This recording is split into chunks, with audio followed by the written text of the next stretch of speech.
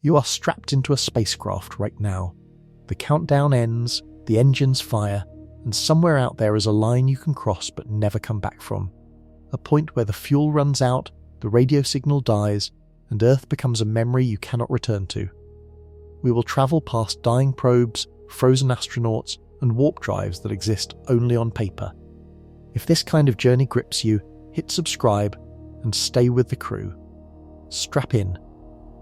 We launch now. 62 miles straight up. That is where space officially begins, and that is where the easiest return trip in human history takes place every single day.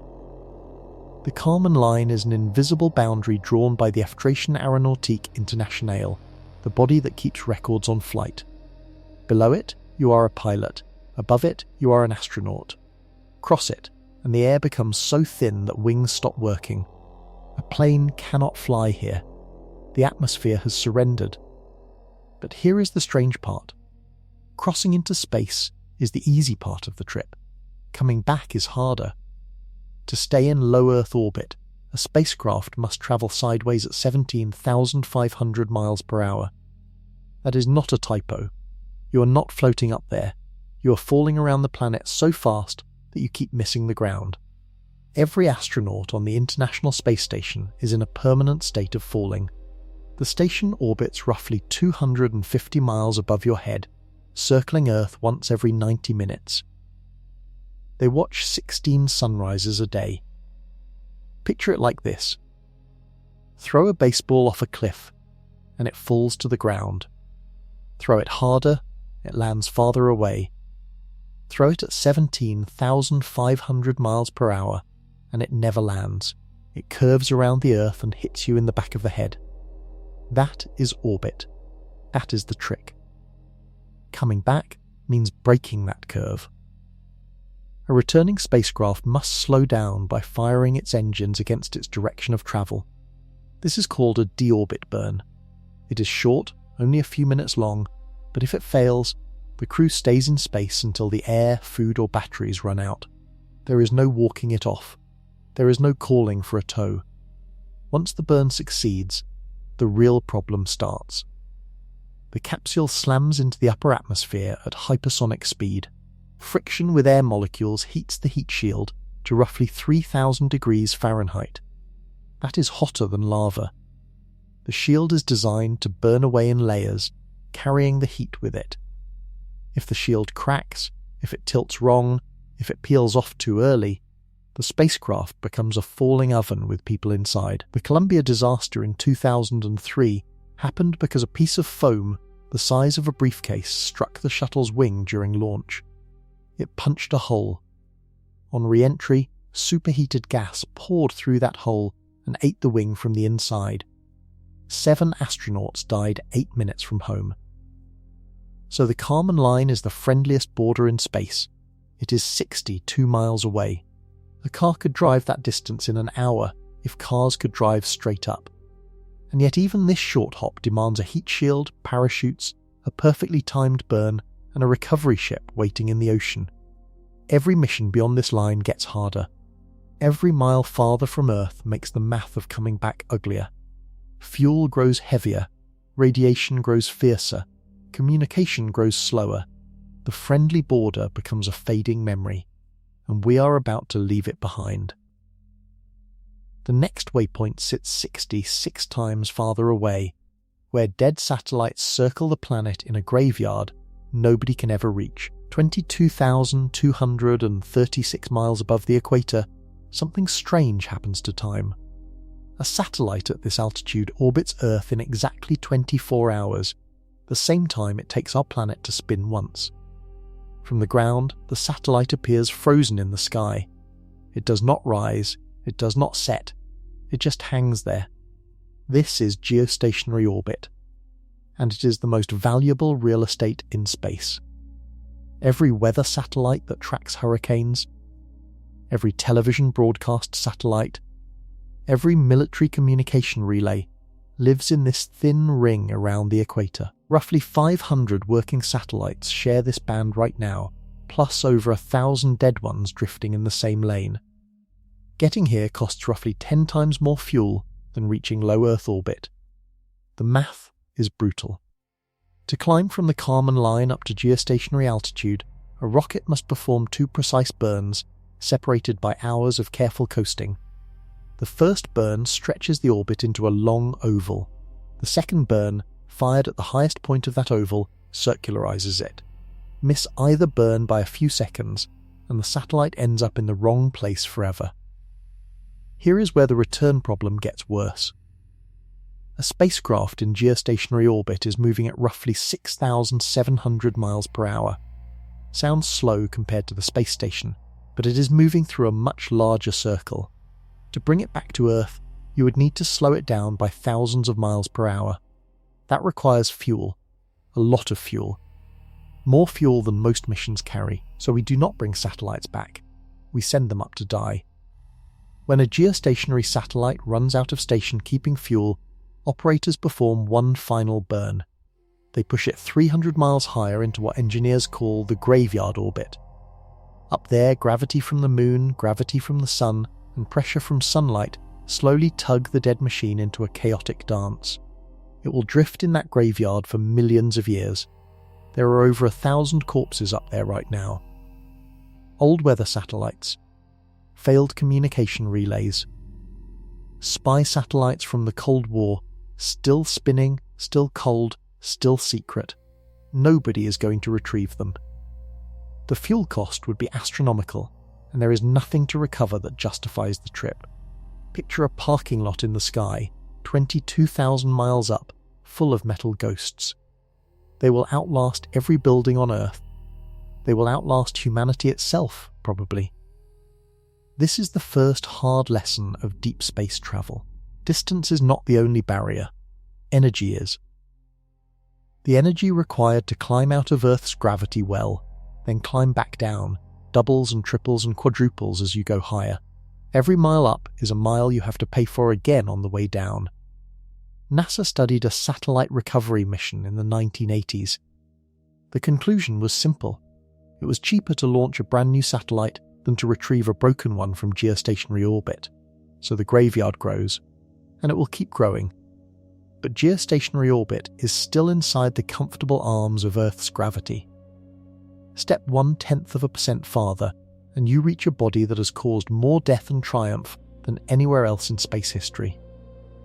The moon is next, and the moon has a secret about return trips that almost killed 3 men in 1970.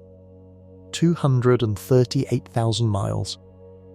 That is the average distance to the moon, and it is the farthest any human has ever travelled and returned alive. 12 men walked on the lunar surface between 1969 and 1972. 12. That is the entire list. Every single one of them came home, but not all of them came home easily. The moon sits at the edge of what engineers call cislunar space, the volume between Earth and lunar orbit. A round trip takes about 8 days. The Saturn V rocket that pushed astronauts toward the moon weighed 3,000 tons at launch. Most of that weight was fuel. Roughly 94% of the rocket existed only to lift the other 6% off the ground. Here is what nobody tells you about going to the moon. You do not aim at it. You aim at where the moon will be 3 days from now. The moon orbits Earth at roughly 2,300 miles per hour. By the time your spacecraft arrives, the moon has moved tens of thousands of miles. Mission planners call this the lead, like a hunter aiming ahead of a flying duck. Apollo 13 launched in April of 1970. 2 days into the flight, an oxygen tank exploded. The crew lost most of their power, most of their water, and all of their ability to land on the moon. They were 200,000 miles from Earth in a crippled spacecraft. Coming home required something nobody had ever attempted. They had to use the moon's gravity to slingshot themselves back. They flew around the far side of the moon, fired the lunar lander's engine for 4 minutes and 24 seconds, and let lunar gravity sling them toward Earth like a stone from a sling. For 4 days, 3 men huddled in a vehicle designed for 2 people for 2 days. Carbon dioxide built up in the cabin. They jury-rigged filters out of plastic bags, duct tape, and the cover of a flight manual, the temperature dropped to 38 degrees Fahrenheit. Water condensed on every surface. They could not sleep. When they finally hit the atmosphere, the heat shield had been exposed to space for 4 days longer than designed. Nobody knew if it would hold. The radio went silent during re-entry, the normal blackout from ionized gas around the capsule. The blackout lasted 90 seconds longer than expected. Mission Control thought they were dead. Then a parachute appeared on the screen. The moon teaches one brutal lesson about returning from space. You need a free ride home. Apollo 13 survived because the moon's gravity was a free engine. No fuel required, just timing and trajectory. But that trick only works close to home. Beyond the moon, there is no convenient gravity well to slingshot off of without spending years in transit. The next destination requires a different kind of math entirely. It also requires accepting something disturbing. From this point forward, telescopes and spacecraft start going to places we cannot follow. Places where the round trip is not 8 days, but a lifetime. Places we send machines because we cannot send ourselves. The first of these one-way addresses sits 1 million miles from Earth, in a spot where gravity itself stands still. 1 million miles from Earth, gravity throws a tantrum. 3 forces pull on every spacecraft in this region. Earth tugs one way, the Sun tugs the other. The motion of Earth around the Sun creates a third force called centrifugal acceleration. Most places in space, these forces fight each other, and a spacecraft drifts off course. But at 5 specific locations in the Earth-Sun system, the forces cancel out perfectly.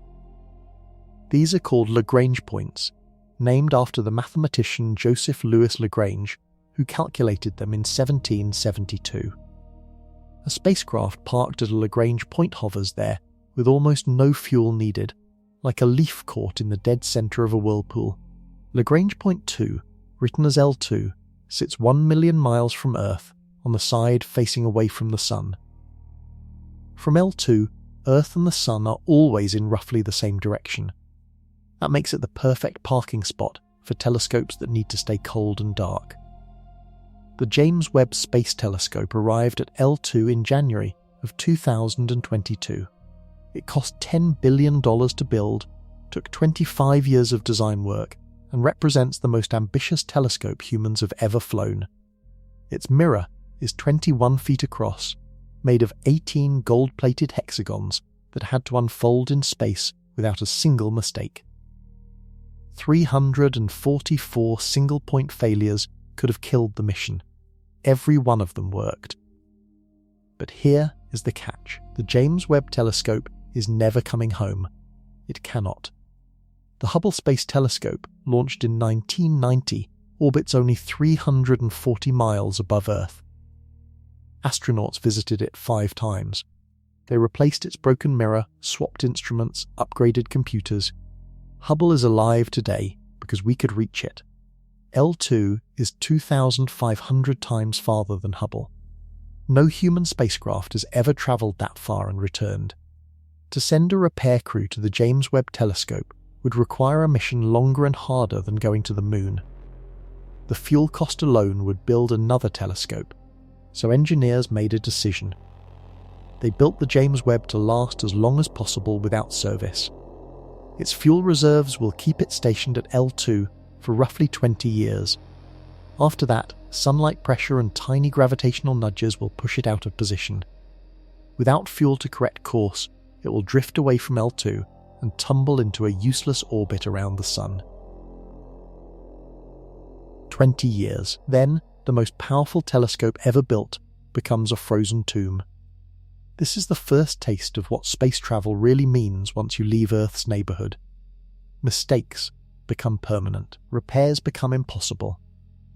The spacecraft you launch is the spacecraft you have forever. There is a darker version of L2 waiting in the future. Engineers have proposed gravitational wave observatories at Lagrange points, optical telescope arrays spanning multiple Lagrange points, and even radio telescopes on the far side of the moon to escape Earth's noise. Every one of these projects shares the same fate. Built once. Launched once. Used until they die. then abandoned. This is the new model of exploration. We do not bring our tools home anymore. We send them away to die quietly, eyes still open, watching the universe. The next destination shrinks even this commitment. It is a planet, and reaching it locks the crew into a prison made of orbital mechanics, with bars made of physics, and a release date set by the planets themselves. Mars sits between 34 million and 250 million miles from Earth, depending on the day. That range is the problem. Both planets orbit the Sun, but at different speeds. Earth completes one lap every 365 days. Mars takes 687 days. The two planets only line up favourably for travel once every 26 months. Miss the window, and you wait 2 years and 2 months for the next one. This is called a Hohmann transfer window, named after the German engineer Walter Hohmann, who calculated it in 1925. To travel between two planets with the least fuel possible, you fire your engines once at Earth, coast along an elliptical path, and arrive at Mars exactly when Mars arrives at the meeting point. It takes about 7 months. Now imagine you land on Mars. You set up your habitat. You collect samples. You plant a flag. Then you want to go home. You cannot. Not yet. Earth and Mars have moved during your 7-month journey. By the time you arrive, they are in the wrong positions for a return trip. You must wait on the Martian surface for roughly 500 days until the planets line up again. Only then can you fire the return engine and ride a second Hohmann transfer back to Earth. The total mission time is around 2.5 years. 7 months out, 18 months on the surface, 7 months back. There is no shortcut. There is no early release. This is the prison that has stopped human Mars missions for 50 years. Every astronaut on this mission would absorb roughly 600 millisieverts of radiation during the round trip. That is roughly 30 times what a nuclear power plant worker gets in a year. Cosmic rays from outside the solar system, plus solar particle events, would slowly damage their cells, their eyes, their brains. NASA estimates a 3% increase in lifetime cancer risk for every Mars astronaut. The fuel problem is worse. To launch a return rocket from the Martian surface, you must bring fuel with you, or make it there. Bringing fuel means landing tens of thousands of pounds of propellant on Mars, which is one of the hardest engineering challenges ever proposed. A SpaceX Starship, fully fueled, weighs around 5,000 tons at Mars liftoff. Landing that much fuel safely on Mars is something nobody has ever attempted at any scale.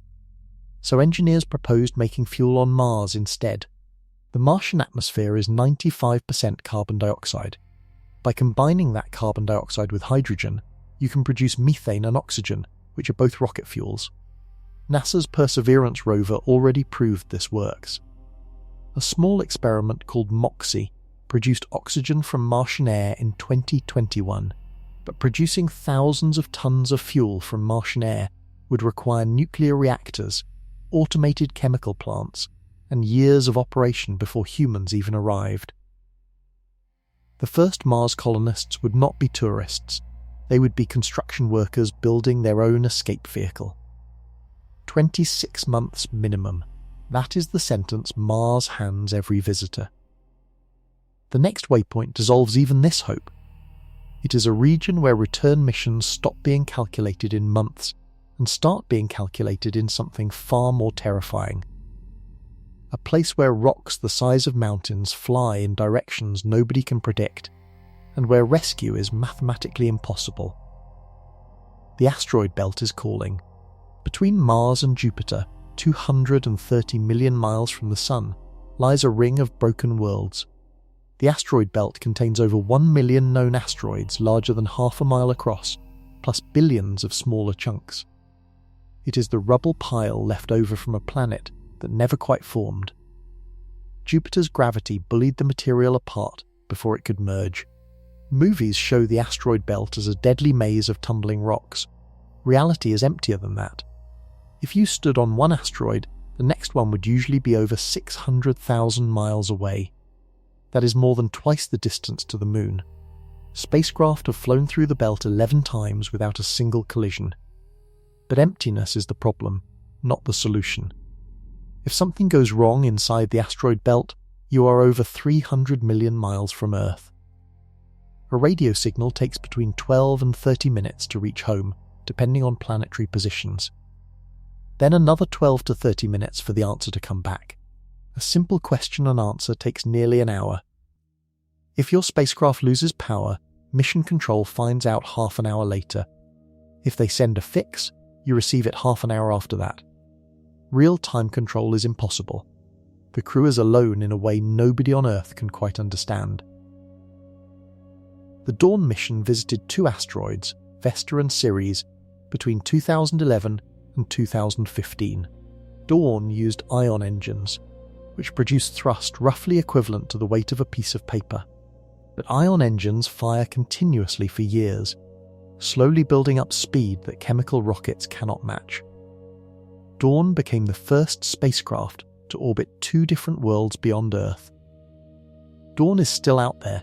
Its fuel ran out in 2018. It now drifts in a permanent orbit around Ceres, dead and silent. NASA could not bring it home. The math forbade it. Now imagine a crewed mission. To send humans to the asteroid belt and bring them back, the spacecraft must carry food, water, oxygen and fuel for at least 3 years. The radiation exposure would exceed Mars by a factor of 2. The distance from any rescue would exceed Mars by a factor of 10. NASA studied a crewed asteroid mission in 2013 called the Asteroid Redirect Mission. The plan was to robotically capture a small asteroid, drag it into orbit around the Moon, and let astronauts visit it from there. This was easier than sending humans to the actual belt. The mission was cancelled in 2017. Even the easy version was too expensive and too risky. Here is the cruel truth. A rescue mission from Earth would take 7 months minimum to reach a stranded crew in the asteroid belt.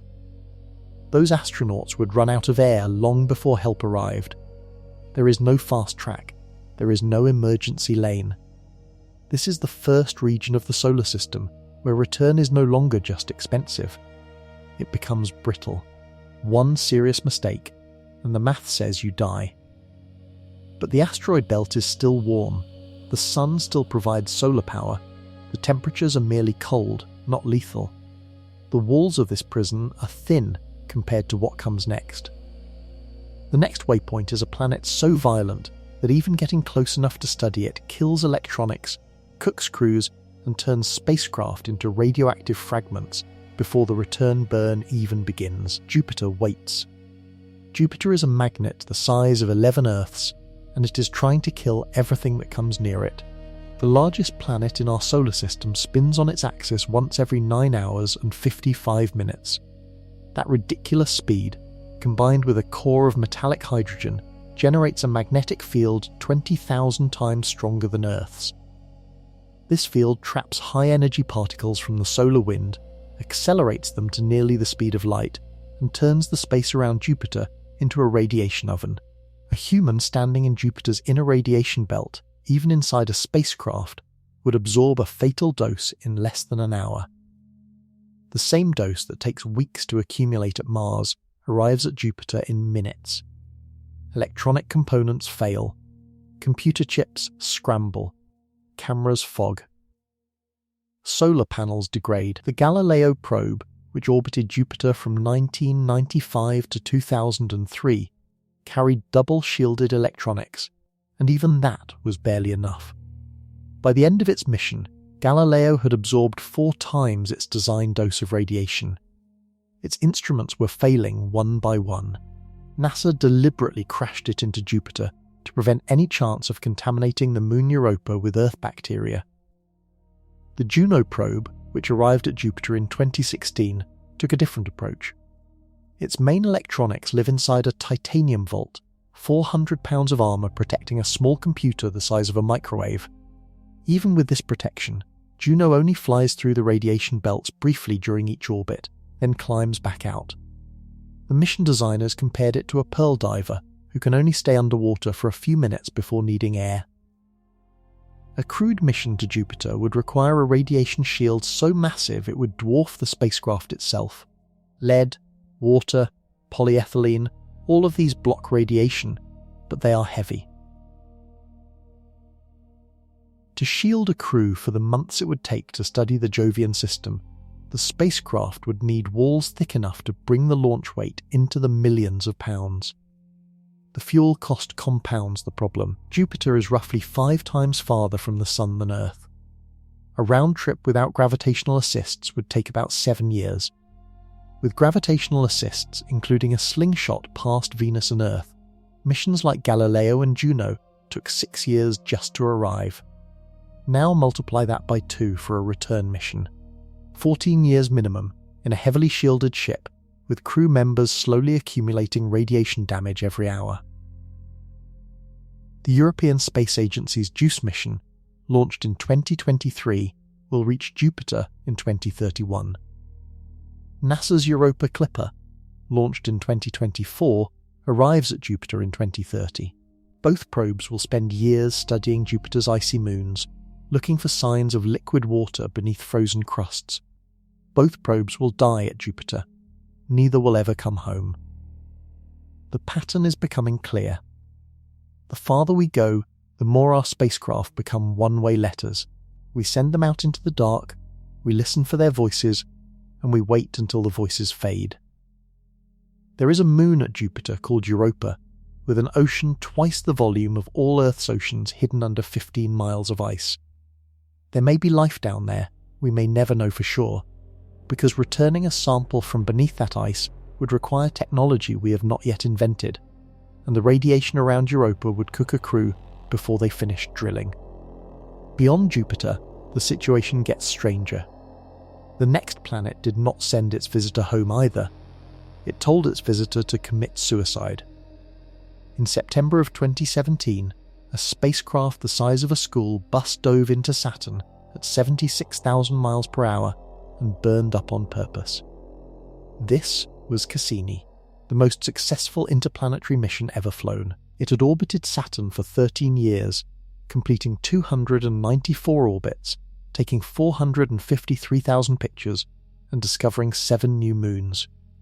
It found liquid methane lakes on Titan, geysers of water ice erupting from Enceladus, and storms on Saturn the size of Earth itself.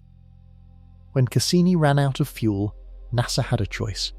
Let the dead spacecraft drift uncontrolled, where it might one day crash into Enceladus or Titan and contaminate those moons with Earth microbes, or steer it deliberately into Saturn, where it would burn up in the atmosphere and leave no trace. NASA chose suicide. The decision tells you everything you need to know about return missions to the outer solar system. Saturn sits roughly 900 million miles from Earth. Cassini took 7 years to get there, using gravity assists from Venus, Earth and Jupiter to gain speed.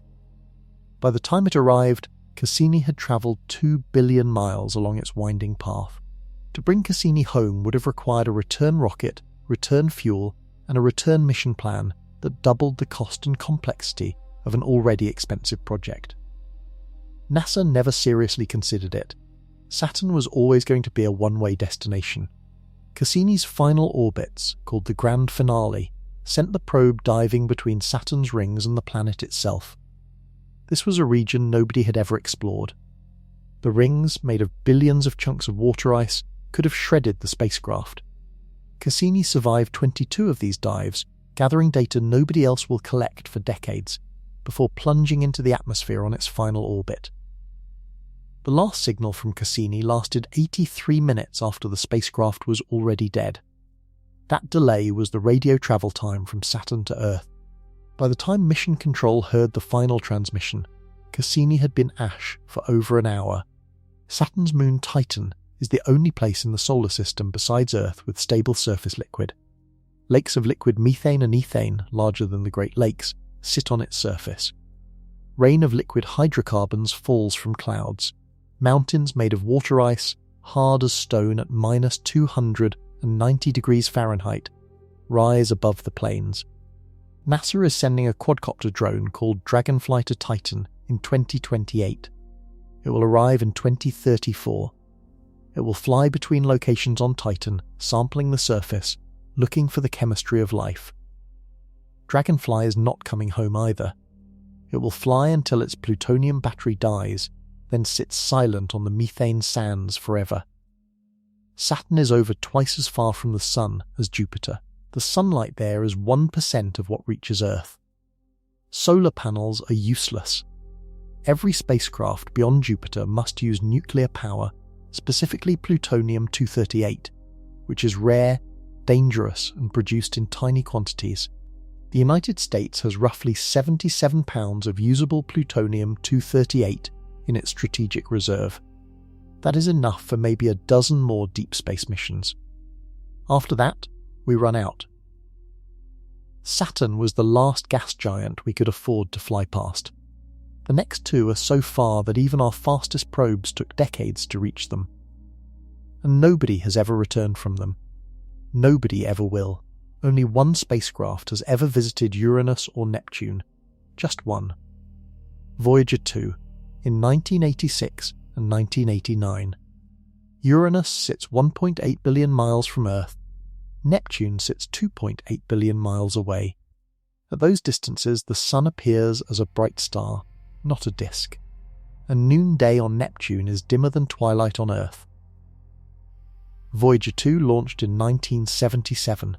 It used a rare planetary alignment that occurs once every 175 years to swing past Jupiter, then Saturn, then Uranus, then Neptune. Each gravity assist threw the probe faster and farther into the outer solar system. By the time it passed Neptune, Voyager 2 had been flying for 12 years. It had less power than a light bulb. It transmitted data back to Earth at a rate slower than a 1980s dial-up modem.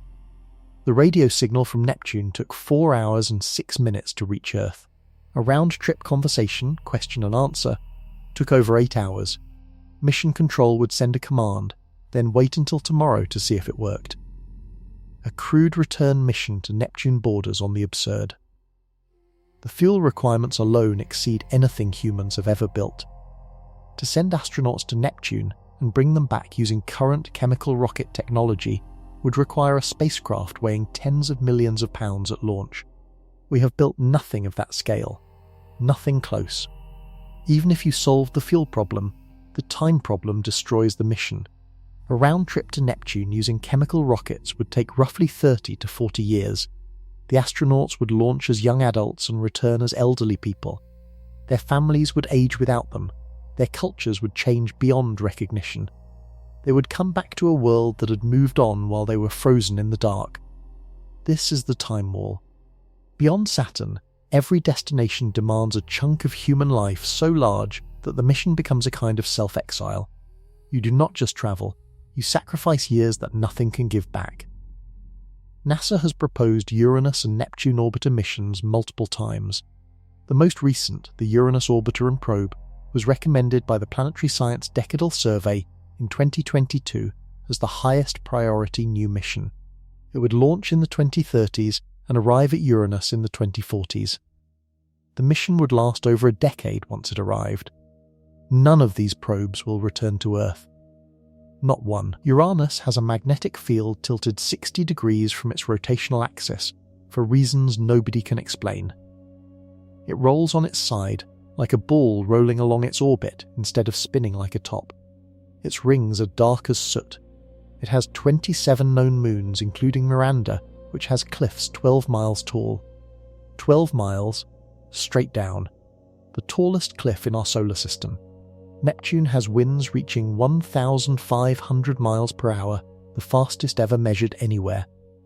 Storms larger than Earth tear across its blue clouds and vanish within years. Its moon Triton orbits backward, suggesting it was captured from the Kuiper Belt long ago. Triton has geysers of nitrogen erupting from a surface colder than -390 degrees Fahrenheit. These are not destinations. They are postcards.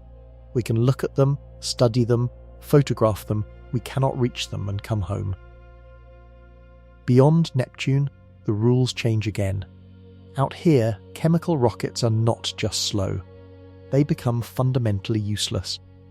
There is no longer enough fuel in the universe to bring you back.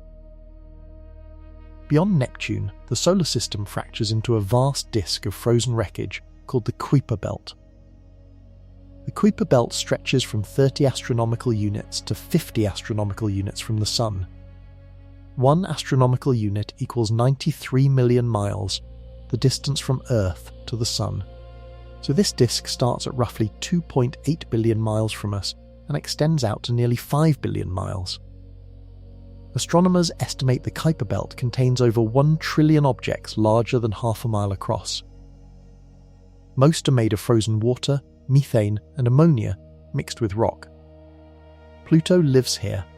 So does Eris, Makemake, Haumea, and other dwarf planets nobody could have imagined 50 years ago.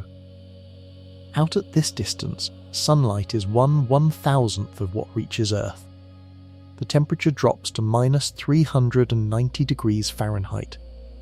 At that cold, nitrogen freezes into ice. Methane freezes into ice. Even neon would freeze, if there were any neon to freeze. Here is where chemistry fails as a transportation system. A chemical rocket works by burning fuel and pushing the exhaust out the back at very high speed. The faster the exhaust, the more efficient the rocket. Hydrogen and oxygen, the most efficient chemical combination ever used, produces exhaust speeds of about 10,000 miles per hour. To reach the Kuiper Belt and come back in a reasonable time, a spacecraft would need to accelerate to roughly 100,000 miles per hour, then slow down at the destination, then accelerate again for the return trip, then slow down once more at Earth. Each of these maneuvers requires fuel. The math, called the rocket equation, says that even small increases in speed require exponentially more fuel. For a chemical rocket to perform a round trip to the Kuiper Belt with a meaningful payload, it would need to be larger than the largest oil tanker ever built. Most of that mass would be fuel. The numbers stop making sense. This is why every probe that has reached the Kuiper Belt has been a one-way mission. New Horizons, which flew past Pluto in 2015, did not even slow down. It blasted past Pluto at 31,000 miles per hour, gathered data for 9 days, and continued outward. There was no fuel to brake, no fuel to orbit, no fuel to return. Slowing down at Pluto would have required a rocket engine roughly the size of the rocket that launched the entire mission. The fuel cost was prohibitive. So mission planners settled for a flyby. 9 days of close observation, then 20 more years of receding into the dark. This is the moment when the dream of human exploration runs into the wall of physics. Beyond Neptune, you cannot use chemical rockets to bring people home. The fuel does not exist in any practical quantity. You would need something fundamentally new. Nuclear propulsion, ion engines with vastly more power than current designs. Solar sails the size of cities. Concepts that exist on paper, but have never flown. The Kuiper Belt is also believed to be the source of short-period comets, the icy visitors that swing through the inner solar system every few decades. Every comet you have ever seen probably came from here. The dirty snowball that lit up the sky over your childhood was a piece of the Kuiper Belt, briefly visiting the warm part of the universe before retreating to the cold. Beyond the Kuiper Belt, things get even stranger. There is a spacecraft out there right now, alone in the dark, watching the sun shrink behind it. It will never come home. On July 14th, 2015, a piano-sized spacecraft flashed past Pluto at over 30,000 miles per hour and showed humanity what a frozen dwarf planet really looks like. New Horizons launched in January of 2006. At the time of launch, Pluto was still classified as the 9th planet. By the time New Horizons arrived 9.5 years later, Pluto had been demoted to dwarf planet status. The probe travelled 3 billion miles to reach a world that had been redefined while it was in flight. The flyby lasted less than a day. New Horizons carried no fuel for a braking burn. It simply could not slow down. To do so would have required a propulsion system far heavier than the science instruments themselves. Mission planners faced a choice: bring less science and slow down, or bring more science and fly past at full speed. They chose science. In 9 days of close observations, New Horizons sent back enough data to keep planetary scientists busy for decades. It revealed mountains of water ice 3 miles tall on Pluto's surface. It showed a heart-shaped plain made of frozen nitrogen, gently flowing like a glacier. It found a thin blue atmosphere of nitrogen and methane, escaping into space because Pluto's gravity is too weak to hold it. Pluto turned out to be geologically active, something nobody had predicted. Some unknown heat source keeps its interior warm enough to drive surface processes. Maybe radioactive decay in the core, maybe ancient oceans still slushy beneath the ice. Nobody knows. After Pluto, New Horizons continued outward into the Kuiper Belt. In 2019, it flew past a small object called Arrokoth, 4 billion miles from Earth. Arrokoth turned out to be 2 lumps stuck together, like a cosmic snowman frozen in place since the formation of the solar system 4.5 billion years ago. New Horizons is still flying. It is now over 5 billion miles from Earth. Its plutonium power source decays a tiny fraction every year. By around 2035, the power will drop too low to operate the instruments. By 2040, the radio will fall silent. The spacecraft will not stop. It will keep moving outward at over 30,000 miles per hour, a dead probe carrying photographs of Pluto and a small canister containing the ashes of Clyde Tombaugh, the astronomer who discovered Pluto in 1930. Tombaugh died in 1997. NASA put a portion of his ashes aboard New Horizons as a tribute. He is the first human whose remains will leave the solar system. His ashes will travel for billions of years through interstellar space, never to be recovered. This is what return missions look like beyond Pluto. They do not exist. The technology does not allow it. The fuel cannot be carried. The time cannot be paid. We launch our machines into the dark and accept that we will never see them again. There are 4 other spacecraft in the same situation right now. 2 of them are older than New Horizons. 2 of them have been travelling away from Earth for almost half a century. They are the most distant human-made objects in the universe. And one of them, by the time you finish reading this sentence, has crossed a boundary that nobody knew existed until it got there. In 1977, NASA launched 2 refrigerator-sized spacecraft into the solar system on a tour nobody believed would last this long. Voyager 2 launched on August 20th. Voyager 1 launched 2 weeks later, on September 5th, on a faster trajectory that allowed it to overtake its twin. Both probes were designed to last 5 years. They were built to study Jupiter and Saturn, take pictures, measure magnetic fields, then fade away. That was 48 years ago. Both probes are still alive. Both are still transmitting. Voyager 1 is now over 15 billion miles from Earth, the most distant human-made object in existence. Its radio signal takes 23 hours to reach us, travelling at the speed of light. The signal arrives so weak that NASA needs the largest radio antennas on Earth to detect it, and the data rate is roughly 160 bits per second. Slower than the first home modems from the 1970s. Voyager 2 is roughly 12.5 billion miles away, on a different trajectory. Its signal takes 19 hours to arrive. Both probes are powered by plutonium-238, which produces heat as it decays radioactively. That heat gets converted into electricity by thermocouples. Each year, the plutonium produces slightly less heat. The thermocouples produce slightly less electricity. The probes have less power than they did the year before. NASA has been turning off instruments one by one to conserve electricity. The cameras were turned off in 1990 after Voyager 1 took the famous pale blue dot photograph showing Earth as a single pixel from 4 billion miles away. The heaters that keep instruments warm are being shut down. The science instruments themselves are being switched off in sequence. By around 2030, the probes will not have enough power to operate any instruments at all. They will keep transmitting a faint carrier signal for a few more years, then they will go dark forever. But they will keep moving. Voyager 1 is heading roughly in the direction of the constellation Ophiuchus. In about 40,000 years, it will pass within 1.5 light-years of a dim red dwarf star called Gliese 445. It will not slow down, it will not be captured, it will simply drift on into the great emptiness between stars. Voyager 2 is heading toward a star in the constellation Andromeda. It will take about 40,000 years to get within close range of any star. Both probes will outlast the human species, almost certainly. They are time capsules of a civilization that was, briefly, capable of touching other stars with metal fingers. Each probe carries a golden record, a phonograph disc with sounds and images from Earth, including greetings in 55 languages, music from every continent, and pictures of human life. The records are designed to last billions of years if undisturbed. If any intelligent species ever finds a Voyager probe, the record will tell them who we were. The Voyagers are never coming home.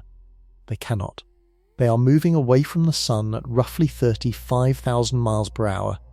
To bring them back would require a rocket capable of catching them, slowing them, turning them around, and flying them home. That rocket does not exist and never will, given the energy budget of any human civilization. But here is what makes the Voyagers special. They have already crossed something nobody knew existed before they got there. They have left the solar system, in one specific definition of the word. They have crossed the heliopause.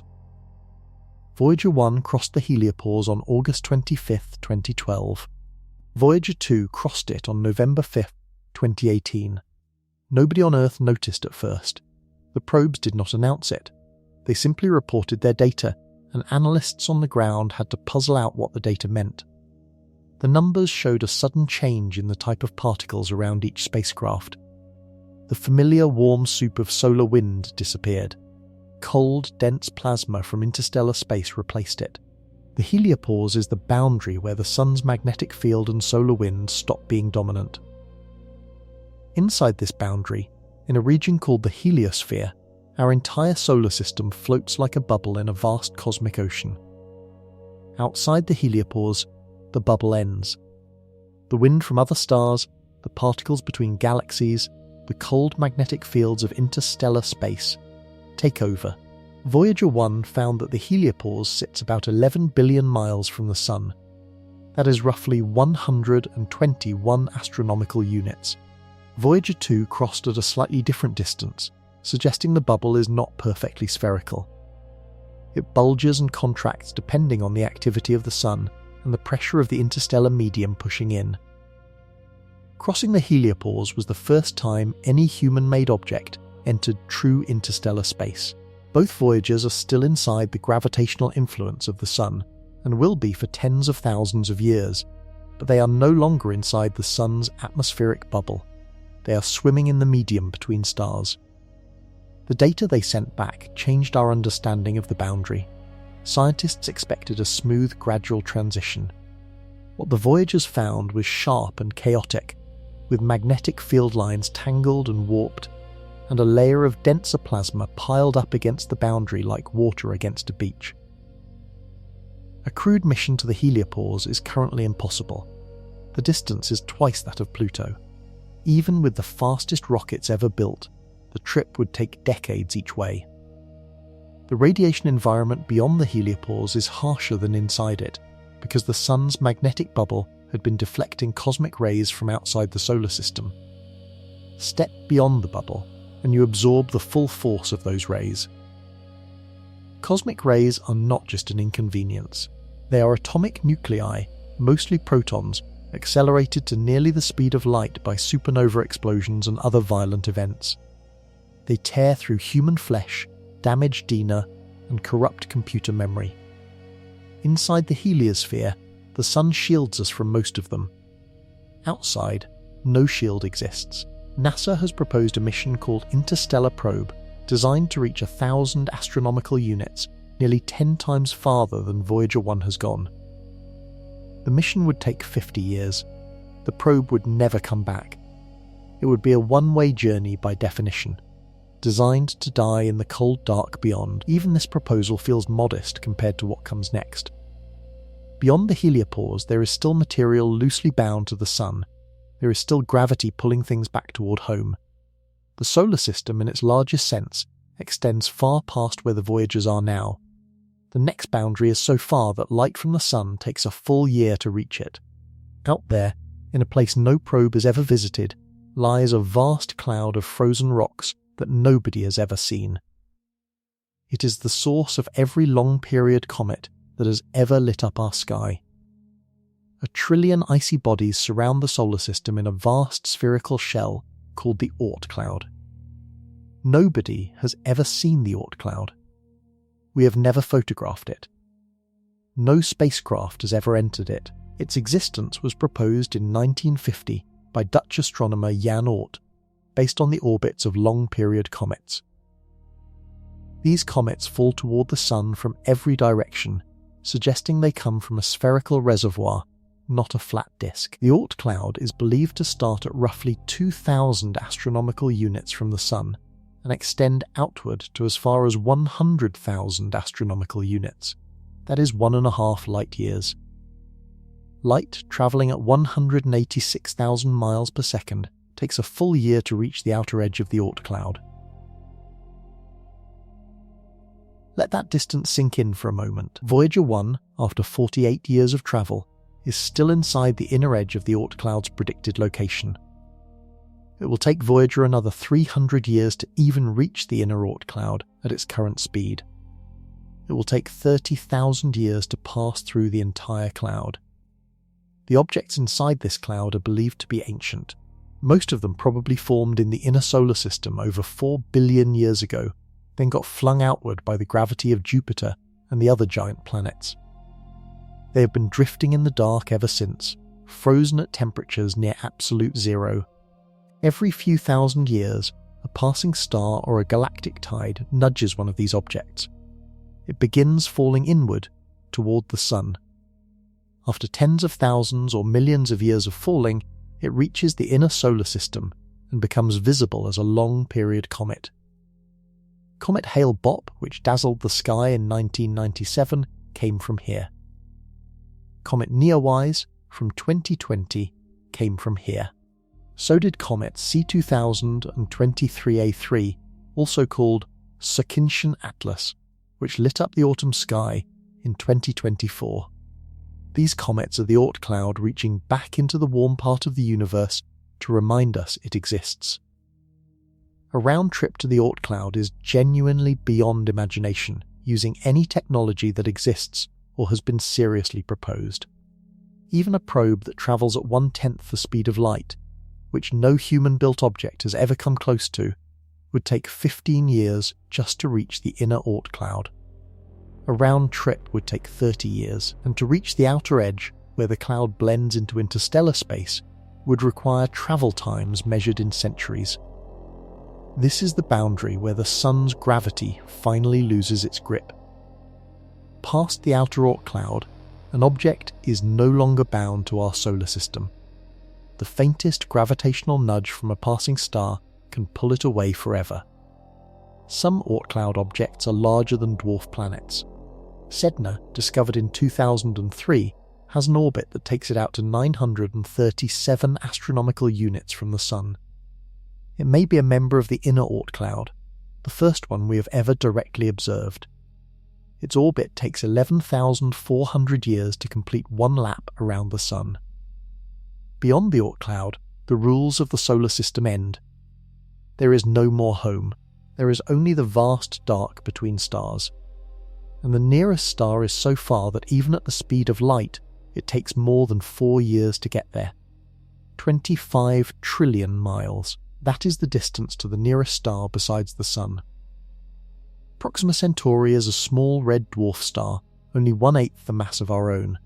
It is part of a triple star system called Alpha Centauri, sitting in the southern constellation Centaurus. From Earth, the system appears as a single bright point of light. But Proxima Centauri itself is too dim to see without a telescope. It is a glowing ember compared to our home star. In 2016, astronomers discovered a planet orbiting Proxima Centauri. They named it Proxima b. It is roughly Earth-sized and sits in the habitable zone, the region where liquid water could exist on the surface. This was electrifying news. The closest star to us has an Earth-like planet. If life exists anywhere outside our solar system, this is one of the first places we would look. But Proxima b is 4.24 light-years away. To understand what that means, consider this. Light takes 1 second to travel from the Moon to Earth. Light takes 8 minutes from the Sun. Light takes 5.5 hours from Pluto. Light takes 23 hours from Voyager 1. And light takes 4.24 years from Proxima b. The Voyager probes, our fastest interstellar travellers so far, are moving at roughly 35,000 miles per hour. At that speed, they would take 75,000 years to reach Proxima Centauri. 75,000 years. Modern human civilization is only 6,000 years old. The pyramids were built 4,500 years ago. The pyramids are not even old enough to have made it 1/15 of the way to Proxima Centauri at Voyager speed. This is the 4 light-year wall. It is the first hard barrier of interstellar travel, and it is enormous. To bridge it in any useful time, we need propulsion that does not yet exist. Several proposed methods could shorten the trip. A nuclear thermal rocket might cut the journey to a few thousand years. A nuclear pulse rocket, which uses small atomic bombs to push the spacecraft, could potentially reach Proxima Centauri in 100 years. Antimatter rockets could do it in decades, if we could ever produce enough antimatter. But every one of these technologies has the same problem when it comes to returning. To turn around at Proxima Centauri and come back, you need fuel for 2 more burns: deceleration at the destination and acceleration for the return trip. That doubles or triples the fuel requirement of a one-way mission. The math becomes impossible very quickly. A round trip to Proxima Centauri at 10% of the speed of light, which is faster than any propulsion system has ever achieved, would take a minimum of 80 years. 40 years out, 40 years back. The astronauts would launch as young people and return as senior citizens, if they survived the cosmic ray exposure. Their families would have aged in real time on Earth. Their entire culture would have shifted underneath them. This is why Proxima Centauri is the wall, not because it is impossibly far, but because it is just barely close enough to dream about. It teases us with a habitable planet at a distance that human lifespans cannot quite handle. There is one proposal that could change everything. It involves no astronauts, no fuel tanks, no engines on the spacecraft itself, just lasers, sails, and a swarm of probes the size of postage stamps. It is called Breakthrough Starshot. And the catch is brutal. In 2016, a Russian billionaire named Yuri Milner committed $100 million to a project that sounded like science fiction. Send 1,000 tiny spacecraft to Proxima Centauri. Get them there in 20 years. The project is called Breakthrough Starshot. The Science Advisory Board includes Stephen Hawking, before his death, and the British Astronomer Royal, Martin Rees. The technical lead is Pete Worden, a former director of NASA's Ames Research Centre. The plan works like this. Build a swarm of 1,000 tiny probes, each weighing 1 gram, the mass of a paperclip. Each probe carries a camera, a power supply, communication equipment, and a sail made of ultra-thin reflective material. The sail is roughly 15 feet across, but only a few atoms thick, weighing less than the rest of the probe combined. Launch the swarm into Earth orbit on a conventional rocket. Then release them. Aim a massive ground-based laser array at the swarm. The laser fires for 10 minutes at 100 gigawatts of power. That is more power than every nuclear reactor on Earth combined. The laser pushes the sails.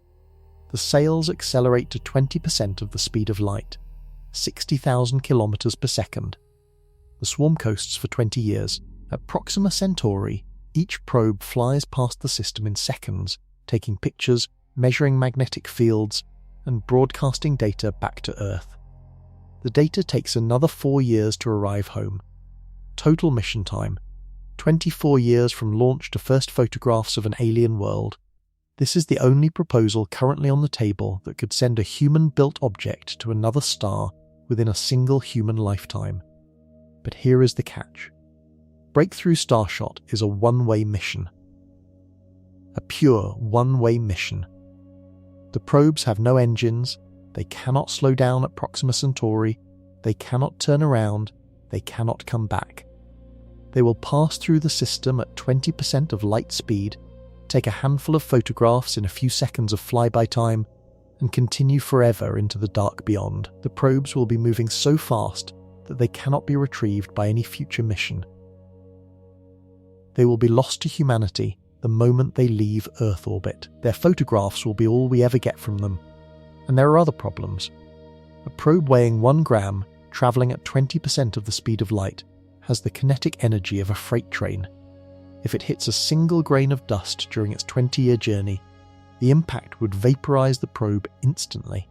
Interstellar space contains roughly 1 dust grain per cubic mile, so the swarm must be large enough that some probes survive collisions. Most will not. The laser array itself is a project larger than the probes. It would need to be the size of a small city, drawing power equivalent to a national electric grid for 10 minutes per launch. Such a laser does not exist anywhere on Earth. Engineers estimate it could cost $10 to $20 billion to build. Breakthrough Starshot has not yet built any of this. The project remains in the research phase, working on miniaturizing the probes and figuring out how to keep them functional after exposure to the cosmic environment. The first launch is decades away, if it ever happens. But the dream is real. For the first time in human history, we can sketch a path to another star that fits inside a single career. The catch is that we cannot follow our probes. We can only watch them go. To send actual humans, we would need something else. Something that in 1958 was actually designed. It used nuclear bombs as fuel. In 1958, a team of physicists at General Atomics in San Diego began designing a spacecraft that would have flown by the early 1970s if it had ever been built. The project was called Orion. Its lead designer was Theodore Taylor, one of the youngest nuclear weapons designers at Los Alamos during the Manhattan Project. The project recruited Freeman Dyson, the legendary physicist at the Institute for Advanced Study in Princeton. Both men believed they could send humans to Mars by 1965 and to Saturn's moons by 1970. The fuel was atomic bombs. Orion's design called for a massive steel pusher plate at the rear of the spacecraft. Behind the plate, the crew would eject small nuclear bombs, called pulse units, at a rate of roughly 1 per second. Each bomb would detonate about 200 feet behind the plate. The blast would slam against the steel plate. Massive shock absorbers would convert the impact into smooth thrust. A typical interplanetary Orion would carry around 2,000 bombs. A larger interstellar Orion, in some calculations, would carry millions. The numbers are insane by every modern standard. An Orion spacecraft heading to Mars could weigh 10,000 tons at launch and arrive in just 6 weeks. An Orion heading to Saturn could carry 100 crew members in shirt-sleeve comfort, with private cabins and a swimming pool. Yes, a swimming pool. The shielding required against the bombs was so thick that adding water for recreation cost almost nothing. Dyson calculated that an Orion using fusion bombs could reach Alpha Centauri in 130 years. A more advanced version, using directed thermonuclear pulses, could potentially reach 1/10 of light speed. That is fast enough to make interstellar travel within a human lifetime possible, with one important caveat. You still cannot come back. To return from Alpha Centauri, the Orion would need a second fuel load equal to the first. That means doubling the bomb count, doubling the launch mass, doubling everything. The numbers spiral out of control. A round trip to another star using Orion technology would require burning more nuclear material than humanity has ever produced. The Orion project was cancelled in 1965. The reason was political. The Limited Test Ban Treaty of 1963 banned nuclear explosions in the atmosphere, in space and underwater. Orion required thousands of bombs to detonate in space. The treaty made the project illegal overnight. But the ban was not the only issue. Each Orion launched from Earth would have produced massive radioactive fallout. The pusher plate would have been thrown away with bomb residue contaminating it. Even the most enthusiastic supporters admitted that launching Orion from the ground would deposit radioactive material across the planet. The proposed compromise was to launch Orion from a remote desert site or the deep ocean, then continue acceleration only after reaching high orbit. But the political will never materialized. Project Orion remained a paper spacecraft. Documents declassified in the 1990s show how seriously the project was taken. The United States Air Force funded much of the work. NASA evaluated Orion-class missions to Saturn. Wernher von Braun, the architect of the Apollo program, said Orion was the only credible path to interstellar travel using technology that already existed. It existed in 1960. It exists today. We just chose not to build it. The next proposed propulsion system has no such political problem. It uses no bombs. It uses no nuclear material. It uses one of the most abundant resources in the universe. The catch is that you have to scoop it up while travelling at nearly the speed of light, and the math says it might cost more energy than it provides. In 1960, a physicist named Robert Bussard published a paper that changed how scientists thought about interstellar travel. Bussard worked on nuclear propulsion at Los Alamos. He understood that the biggest problem with reaching the stars was not engine power. It was fuel. Every spacecraft must carry its own fuel, and the more fuel you carry, the heavier the ship becomes, which requires even more fuel. The rocket equation eats itself alive on long journeys. Bussard proposed something elegant. What if the spacecraft did not carry fuel at all? What if it scooped fuel from interstellar space as it flew? Interstellar space is not empty. It contains roughly 1 hydrogen atom per cubic centimetre on average. That sounds like nothing, but spread across the trillions of cubic miles a spacecraft would cross between stars, it adds up. Bussard calculated that a spacecraft moving fast enough could collect enough hydrogen to fuel itself indefinitely. The design called for a massive electromagnetic scoop at the front of the spacecraft. The scoop would be hundreds or thousands of miles wide, made of magnetic fields rather than physical material. As the ship ploughed through interstellar gas, the scoop would funnel hydrogen atoms into a fusion reactor. The reactor would burn the hydrogen, producing energy and exhaust. The exhaust would push the spacecraft forward. A perfect closed loop, free fuel, endless acceleration. The ship would keep getting faster as long as the scoop kept working. Theoretically, a Bussard ramjet could reach speeds approaching the speed of light, and could keep accelerating across the entire universe if needed. The implications were staggering. Carl Sagan wrote about Bussard ramjets in his book Cosmos. He calculated that a ramjet accelerating at 1 Earth gravity could reach the centre of the galaxy in 21 years of ship time. The crew would feel normal weight throughout the journey. Time dilation would compress decades of travel into years. For a generation of physicists and science fiction writers, the Bussard ramjet was the answer. Then the math caught up. In the 1980s, careful analysis showed that the scoop might not work as advertised. Interstellar hydrogen is mostly in the form of single protons. To use them in a fusion reactor, the ship must compress them, heat them, and force them to fuse into helium. The energy required to do this turns out to be enormous, possibly more than the energy released by the fusion itself. Worse, the magnetic scoop creates drag.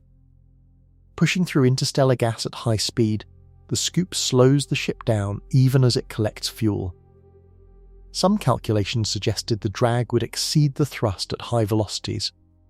The ramjet would hit a maximum speed and stop accelerating. A working Bussard ramjet, if one could be built, might reach only a few % of light speed before drag-balanced thrust. That is faster than any chemical rocket, but not fast enough for practical interstellar travel.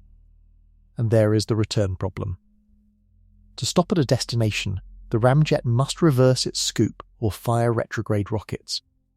Reversing the scoop sounds simple, but actually doing it would require flipping the entire engine geometry, while moving at relativistic speeds. The engineering challenges are not solved. Newer variants, called the Ram-augmented interstellar rocket, carry some fuel for fusion and use the scooped hydrogen only as reaction mass. These designs are more realistic, but they still cannot deliver round-trip missions in reasonable time. The Bussard ramjet remains the most beautiful idea ever proposed for interstellar travel. It also remains a dream. Physics did not quite cooperate. There is another path forward. It involves a substance so rare and dangerous that producing 1 gram of it costs more than the entire global economy. Annihilate 1 gram of antimatter, and you release the same energy as 43 kilotons of TNT. Roughly 3 times the power of the Hiroshima bomb, from a single gram. This is why antimatter is the holy grail of rocket propulsion. No other fuel comes close to its energy density. Burning hydrogen and oxygen, the most efficient chemical reaction, releases about 13 million joules per kilogram. Nuclear fission releases about 80 trillion joules per kilogram. Antimatter annihilation releases 90 quadrillion joules per kilogram, roughly 1,000 times more energy than the best nuclear fuel. A spacecraft using antimatter for propulsion could potentially reach a meaningful fraction of the speed of light. NASA studies have suggested that an antimatter-powered ship could complete a round trip to Alpha Centauri in around 40 years. That is barely within a human lifespan, but it is finally within range. So why are we not building antimatter rockets? Because making antimatter is one of the hardest things in physics. Antimatter consists of particles with the same mass as ordinary matter, but the opposite electric charge. An antiproton has the same mass as a proton, but a negative charge instead of positive. When matter meets antimatter, both particles vanish in a flash of pure energy, following Einstein's equation E equals mc squared. The energy is real. The challenge is producing the antimatter without spending more energy than you get back. Currently, the only place humans can produce antimatter in any quantity is at large particle accelerators, like CERN's Large Hadron Collider in Switzerland and Fermilab in Illinois. These facilities slam particles together at near light speed, producing tiny amounts of antimatter as a byproduct. How tiny? CERN has produced antimatter for decades. The total amount of antiprotons produced at CERN, summed across all experiments since the 1980s, is less than 1 billionth of a gram. To make 1 full gram of antiprotons would take roughly 1 million times longer than CERN has been operating, assuming the same production rate. The cost is even worse than the time. Estimates suggest that producing 1 gram of antiprotons would cost between $1 and $100 trillion at current technology. The total wealth of the human species is around $100 trillion. A single gram of antimatter could cost as much as the entire global economy. A round-trip mission to Alpha Centauri using antimatter propulsion would require somewhere between 100 grams and several tons of antimatter, depending on the design. Even at the lowest estimate, this exceeds the production capacity of every particle accelerator combined, running at full power for billions of years.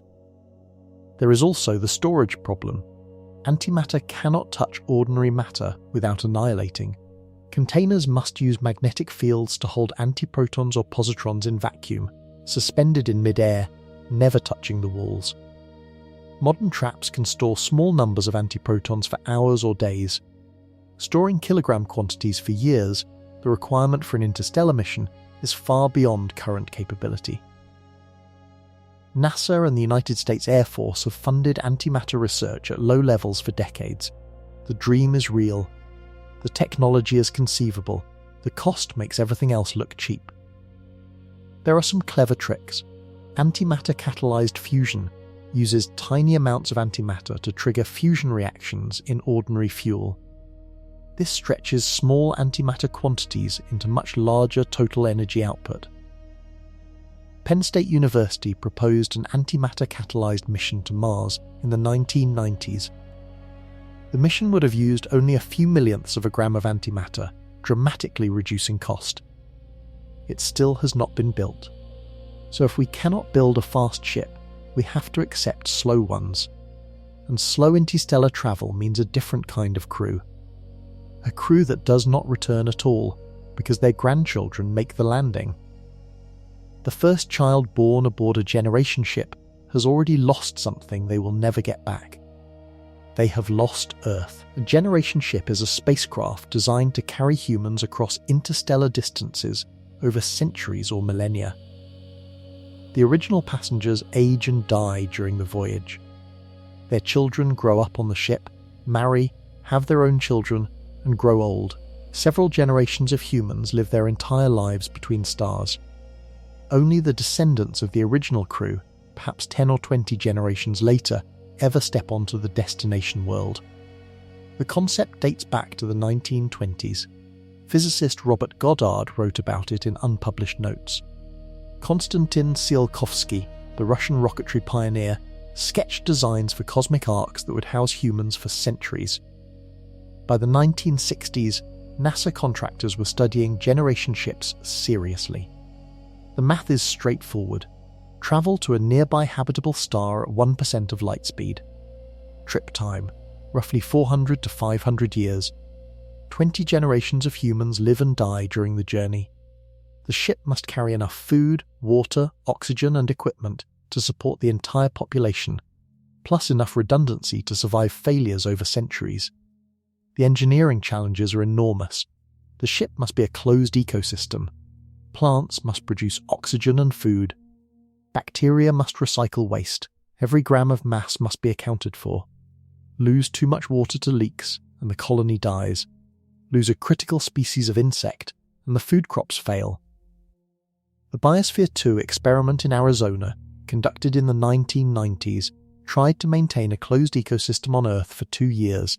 It failed. Oxygen levels dropped, crops underperformed, and humans had to evacuate early. Now imagine doing that for 500 years, with no possibility of resupply. The biggest problem is not engineering. It is human. The original crew volunteers for the mission. They know what they are getting into. They have chosen exile. But their children never volunteered. Generation 2 grows up inside metal walls, looking at stars through portholes, trained from birth for a mission their grandparents started. They have no choice. Their world is the ship. Generation 5 has never met anyone who has stepped on a planet. Generation 10 knows Earth only through stories and photographs that grow more abstract every century. Languages drift. Cultures evolve. Religions change. By the time the ship arrives at the destination, the crew might have nothing in common with the people who built and launched it. The cruelest possibility is that the mission becomes obsolete. Imagine the original crew launches at 1% of light speed. 200 years into the 400-year voyage, faster propulsion is invented on Earth. A new ship, launched centuries after the first, arrives at the destination decades earlier. The original generation ship arrives to find a colony already established. Its descendants, raised for this mission, are no longer needed. The 100-Year Starship, a project funded briefly by DARPA in 2011, examined some of these issues.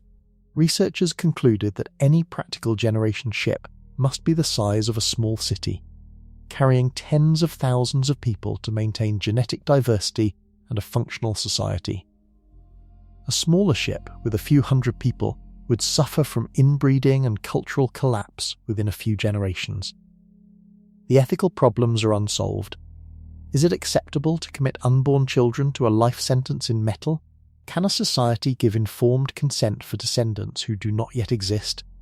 These are not technical questions, they are moral ones. But there is another path. A path where the crew stays the same age, while everyone they know on Earth grows old without them. That path is faster. And it breaks something fundamental about time. In 1971, 4 atomic clocks were flown around the world on commercial jets. When the planes landed, the clocks showed different times than identical clocks left on the ground. The flying clocks were behind, not by hours, by billionths of a second. But the difference was real, measurable, and exactly what Einstein's theory of special relativity had predicted half a century earlier. This experiment, called the Haffley-Keating experiment, was the first direct demonstration of time dilation in a controlled setting. Time itself slows down for objects moving at high speed. The faster you go, the slower your clock ticks compared to clocks at rest. At everyday speeds, the effect is too small to notice. A passenger on a commercial airliner ages a few billionths of a second less per flight than someone on the ground. Astronauts on the International Space Station, which orbits at 17,500 miles per hour, age slightly slower than people on Earth. Scott Kelly, who spent a year on the station in 2015 and 2016, aged about 5 milliseconds less than his identical twin brother Mark, who stayed on the ground, but pushed the speeds higher toward a meaningful fraction of light speed, and the effect becomes brutal. At 50% of the speed of light, time slows by about 15%. A year on the spacecraft equals 1 year and roughly 2 months on Earth. At 90% of the speed of light, time slows by more than half. A year on the ship equals 2.5 years at home. At 99%, the ratio becomes 7-to-1. 1 year on the ship equals 7 years on Earth. At 99.9%, 2-to-1. Push closer to light speed, and the asymmetry becomes terrifying. A starship travelling at 99.99% of light speed could cross the galaxy in 20 years of ship time, while 70,000 years pass on Earth. This is not a theory. This is verified physics. Particles in cosmic rays routinely demonstrate massive time dilation. Muons, unstable subatomic particles created in the upper atmosphere by cosmic ray collisions, normally decay in 2 microseconds. But muons travelling near light speed reach the ground before decaying, because their internal clocks run slow relative to ours. Without time dilation, they would never make it down. Cosmic ray detectors prove the effect every day. Now apply this to interstellar travel. An astronaut launches at 95% of light speed. They cross the 4 light-year gap to Proxima Centauri in slightly over 4 years of ship time. From Earth's perspective, the trip takes about 4.5 years. Not much difference yet. But push to 99%. The ship time drops to under a year. Earth time stays around 4 years. The astronaut comes home 3 years older. Earth has aged 8 years. Push higher. To Sirius, 8 light years away, at 99.9% of light speed. Ship time, 1 year. Earth time, 8 years. The astronaut returns to find their younger sibling now older than themselves. Cross the galaxy at near light speed. Ship time, 20 years. Earth time, hundreds of thousands of years. Everyone you knew is dust. Civilizations have risen and fallen. The language you spoke is dead. The countries you knew are gone. You return to a world that has no place for you. This is the relativity tax. The faster you travel, the more time you steal from the future. You arrive at your destination with the years you saved, but you can never give them back to the people you left behind. There is one mission concept that pushes this idea to its absolute extreme. A round trip to the nearest galaxy, where the relativity tax becomes total, 2.5 million light-years from Earth, a spiral galaxy roughly twice the size of our own slowly drifts toward us. The Andromeda Galaxy, also called Messier 31, is the nearest large galactic neighbour to the Milky Way. On a dark, clear night, far from city lights, you can see it with the naked eye as a faint smudge of light in the constellation Andromeda. The light hitting your eye left Andromeda 2.5 million years ago, before modern humans existed. A round trip to Andromeda using any propulsion system humans have ever conceived would take longer than human civilization has existed. Even at the speed of light, the journey is 5 million years there and back. But here is where time dilation creates a strange opportunity.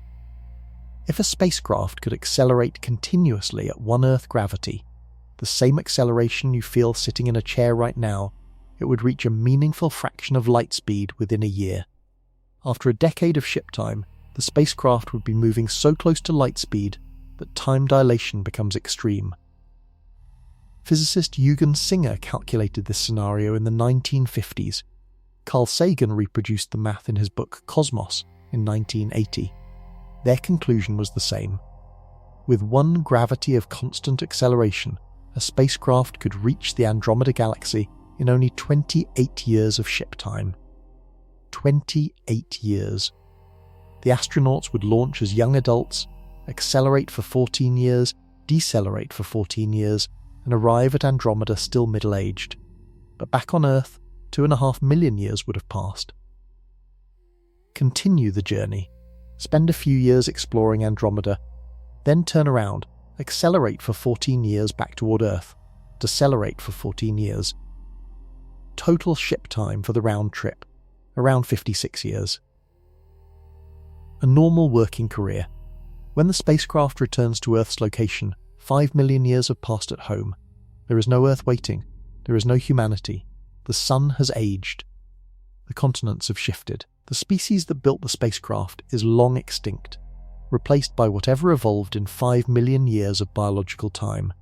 The astronauts are alone in a future so distant it dwarfs the entire history of human civilization. This is the maximum extreme of the relativity tax. The astronauts saved themselves 5 million years of subjective time. They return younger than the planet they left. There is a problem nobody has solved. A spacecraft that maintains one gravity of acceleration for 28 years requires almost unimaginable amounts of energy. The fuel mass alone exceeds anything humans could conceivably build. Antimatter rockets fall short. Even theoretical fusion ramjets fall short. The energy budget is so extreme that some physicists consider the mission permanently impossible. There is another problem with this kind of journey. You cannot stop a spacecraft going at near light speed without converting all that kinetic energy into something. Fuel for braking would double the mission requirements. Crashing into a hydrogen atom at near light speed releases the energy of a small nuclear bomb. Crashing into a dust grain releases the energy of a city killer. Interstellar space has plenty of dust grains. But the Andromeda thought experiment teaches a brutal lesson about return trips. Past a certain distance, returning to Earth means returning to nothing recognizable. The civilization you knew does not survive your trip. You can come back to the location, but never to the home.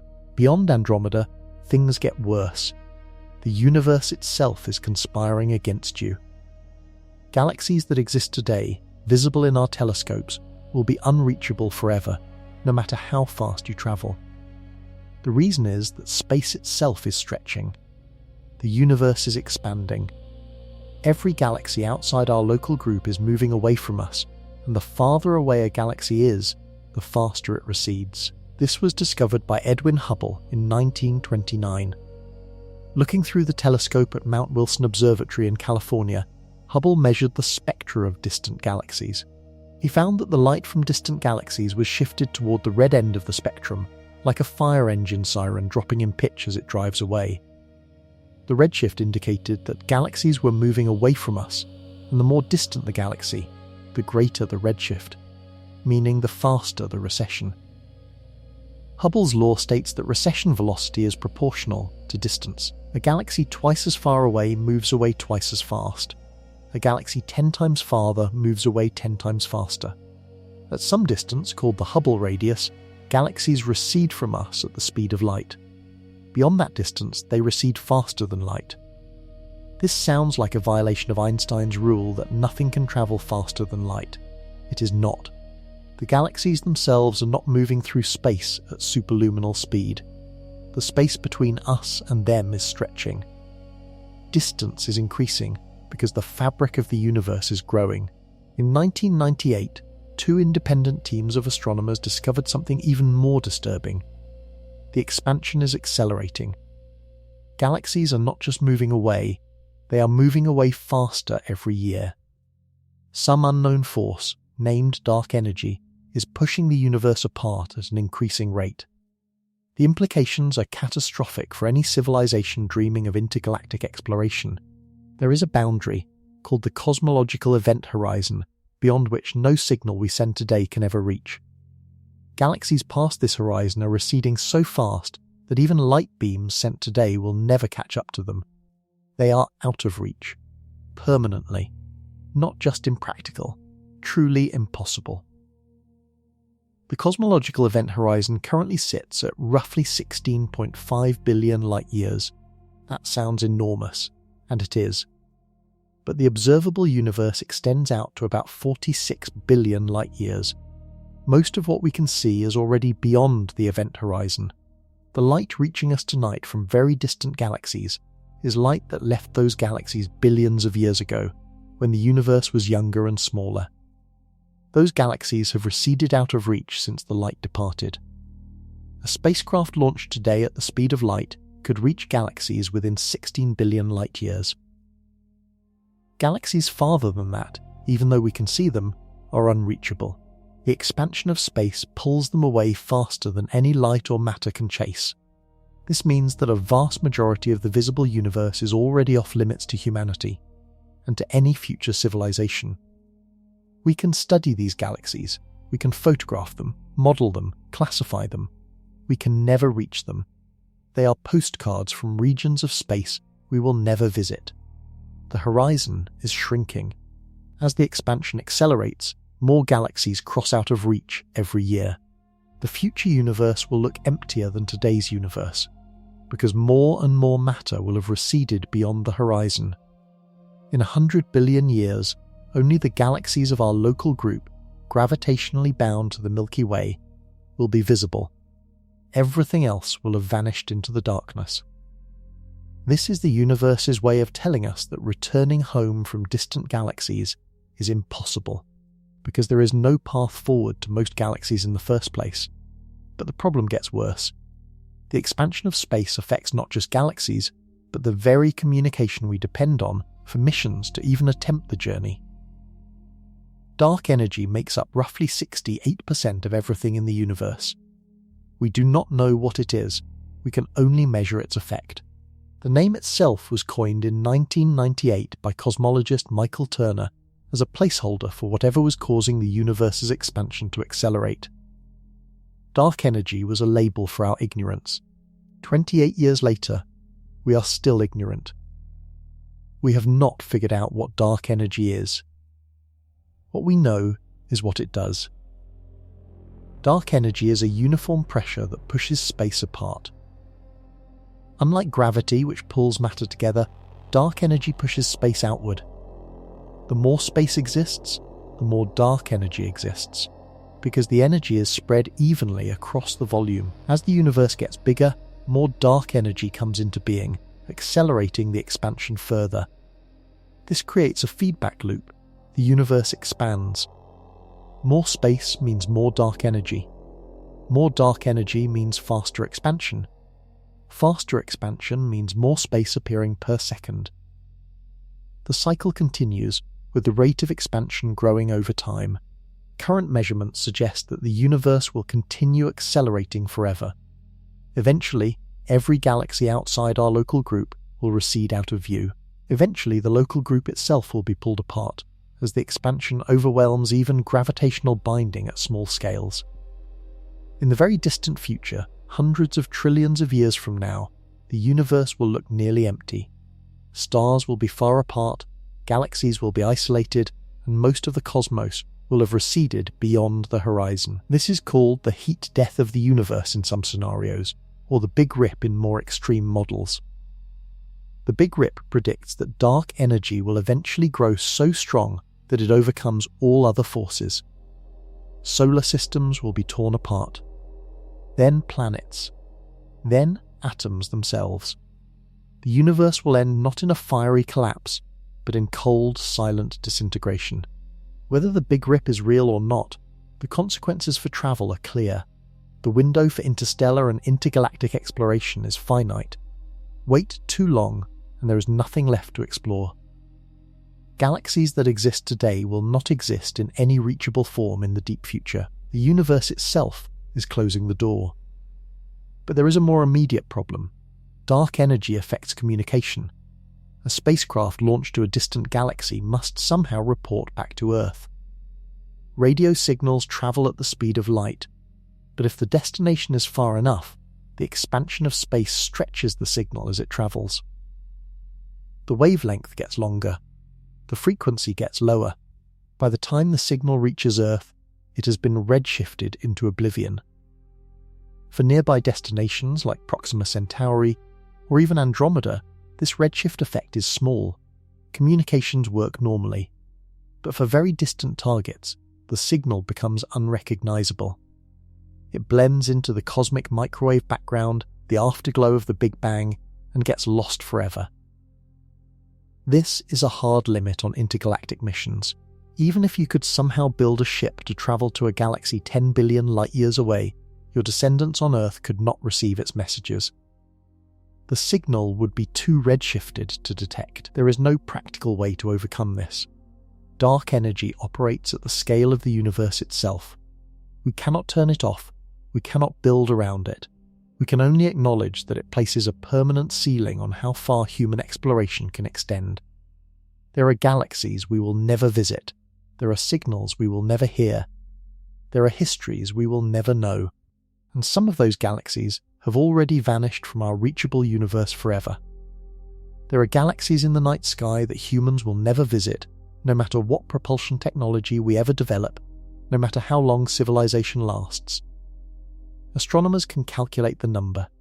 Studies have estimated that 97% of the galaxies currently visible to our telescopes are already beyond the cosmological event horizon. We can see their light, the light they emitted billions of years ago, but we can never reach them, not even with the speed of light itself. The space between us and them is expanding too fast. Picture this. Right now, in 2026, the Hubble Space Telescope and the James Webb Space Telescope have photographed billions of galaxies.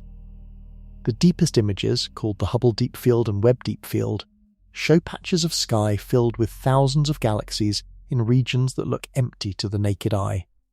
Each galaxy contains hundreds of billions of stars. Each star may have planets. Out of all those galaxies, only about 3% are still reachable from Earth, even with light-speed travel. The remaining 97% have already crossed beyond our reach. If we launched a beam of light tonight, aimed at one of those galaxies, the light would travel forever and never arrive. The galaxy is moving away faster than light, dragged by the expansion of space. This is one of the most disturbing facts in cosmology. The universe is full of worlds we can see, but never touch. The cosmic event horizon is not a wall in the traditional sense. There is no physical boundary out there. The horizon is defined by the expansion rate of space. Light moving toward us from beyond the horizon has to swim against an outward current that is faster than its own speed. It loses ground. It never arrives. For galaxies just outside the horizon, the light still reaches us, but it took billions of years to get here.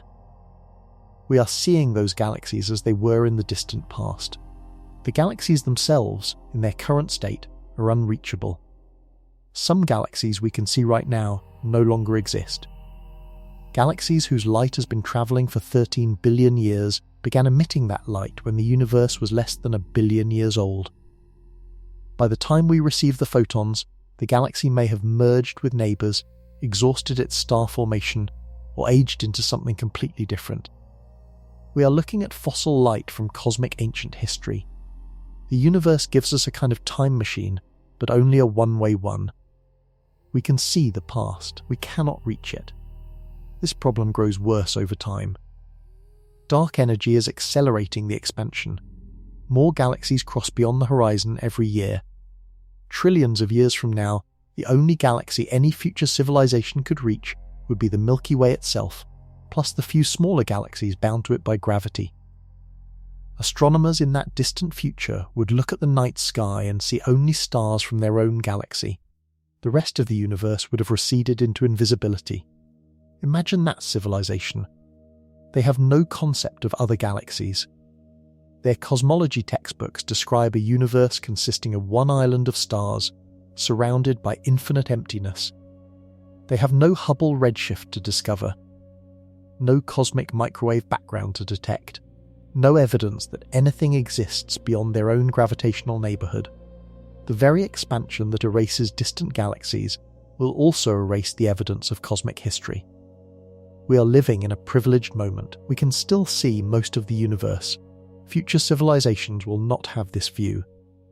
But here in 2026, we have a finite reachable region. The local group. Roughly 50 galaxies spread across 10 million light-years. That is the limit of what we can ever physically explore. The size of that limit and the structures inside it define humanity's permanent neighborhood. Only 54 galaxies are known to be gravitationally bound to the Milky Way. This is our local group, and it is the largest region of the universe humans can ever physically reach. The local group spans roughly 10 million light-years across. Its dominant members are the Milky Way and the Andromeda Galaxy, which contain 90% of the group's total mass. The third largest member is the Triangulum Galaxy, called Messier 33, located about 3 million light-years away. The remaining 51 members are smaller dwarf galaxies, most of them satellites orbiting either the Milky Way or Andromeda. Gravity holds this group together. Even as dark energy pushes the universe apart, the local group's mutual gravitational attraction is strong enough to keep its members from being separated by the cosmic expansion. Galaxies inside the local group are not receding from each other. Some are even approaching. The Milky Way and Andromeda are on a collision course. They are moving toward each other at roughly 250,000 miles per hour, drawn by gravity. In about 4 to 5 billion years, they will collide and merge. The merger will not destroy stars individually. Galaxies are mostly empty space between stars, so direct collisions are extremely rare. Instead, the gravitational interaction will reshape both galaxies, throwing some stars into wide orbits and bringing others into new configurations. The merged galaxy has been nicknamed Milkomeda. It will be a giant elliptical galaxy, roughly twice the size of either ancestor. Earth, if it still exists at that point, will not be in any direct danger. The Sun will have aged into a red giant by then, having already burned the inner planets. But the night sky on Earth, if anything is alive to look at it, will be dominated by the bright disk of Andromeda, growing larger every million years. Beyond the local group, things get bleaker. The nearest galaxy group outside ours is the Virgo cluster, 54 million light-years away. The Virgo cluster is currently being pulled away from us by the cosmic expansion. In the deep future, it will recede beyond reach, even though gravity once tried to bind us together. This means the local group is humanity's permanent ceiling. Whatever civilization ever arises from human descendants, on Earth or elsewhere, will have only 54 galaxies available for exploration. After that, the universe ends, not because there is no more universe, but because the rest is unreachable. 54 galaxies sounds large. It contains hundreds of billions of stars, possibly trillions. The number of potentially habitable planets within the local group is staggering. From a practical standpoint, we will run out of human time long before we run out of stars to explore. But the boundaries are real. We cannot escape the local group. We can only travel within it. NASA has not seriously studied missions beyond the Milky Way. Even mission concepts to neighbouring galaxies are purely theoretical, requiring propulsion technologies that may never exist. The Andromeda mission described in earlier chapters, using continuous one-gravity acceleration, requires more energy than entire civilizations have produced in their histories. The fact that the math works on paper does not mean the engineering is achievable. Within our own galaxy, the situation is more hopeful. The Milky Way contains hundreds of billions of stars across 100,000 light-years of disk. Even at slow interstellar speeds, a long-lived civilization could spread across the galaxy in a few million years. Some calculations suggest that any species developing interstellar travel could colonize the entire Milky Way in less than 10 million years. So the local group is the ceiling. The Milky Way is the realistic territory. But there might be a way around all of this, a way to skip the distances, to bypass relativity, to reach the unreachable. The mathematics allows it. Whether physics allows it is a different question. Wormholes are next. In 1935, Albert Einstein and his collaborator Nathan Rosen published a paper describing a strange mathematical solution to general relativity. The solution showed that two distant points in spacetime could be connected by a tunnel, a shortcut that bypassed the normal three-dimensional distance between them. The original paper called these structures Einstein-Rosen bridges. Decades later, physicist John Wheeler renamed them wormholes, which is the term that stuck. A wormhole, in theory, would let you enter at one point in space and exit at another point that might be billions of light years away in a matter of seconds. The tunnel itself bypasses the intervening distance entirely. Travel time would not be limited by the speed of light, because you would not be travelling through normal space at all. This sounds like the answer to interstellar exploration. A ship enters a wormhole near Earth, exits near Andromeda, gathers data and returns. The whole round trip could take days instead of millions of years. Wormholes are mathematically allowed by Einstein's equations. The math works. They are valid solutions. The problem is that the math also says they cannot stay open. Any wormhole that forms naturally would collapse almost instantly, in less time than light needs to cross it. The throat of the tunnel pinches shut due to gravitational forces. Nothing larger than a single particle could pass through before it closed. Even single particles might not make it. To keep a wormhole open long enough for a spacecraft to traverse it, you would need to thread the tunnel with something called exotic matter. Exotic matter has negative energy density. It pushes outward instead of inward, holding the throat of the wormhole open against the gravitational forces trying to close it.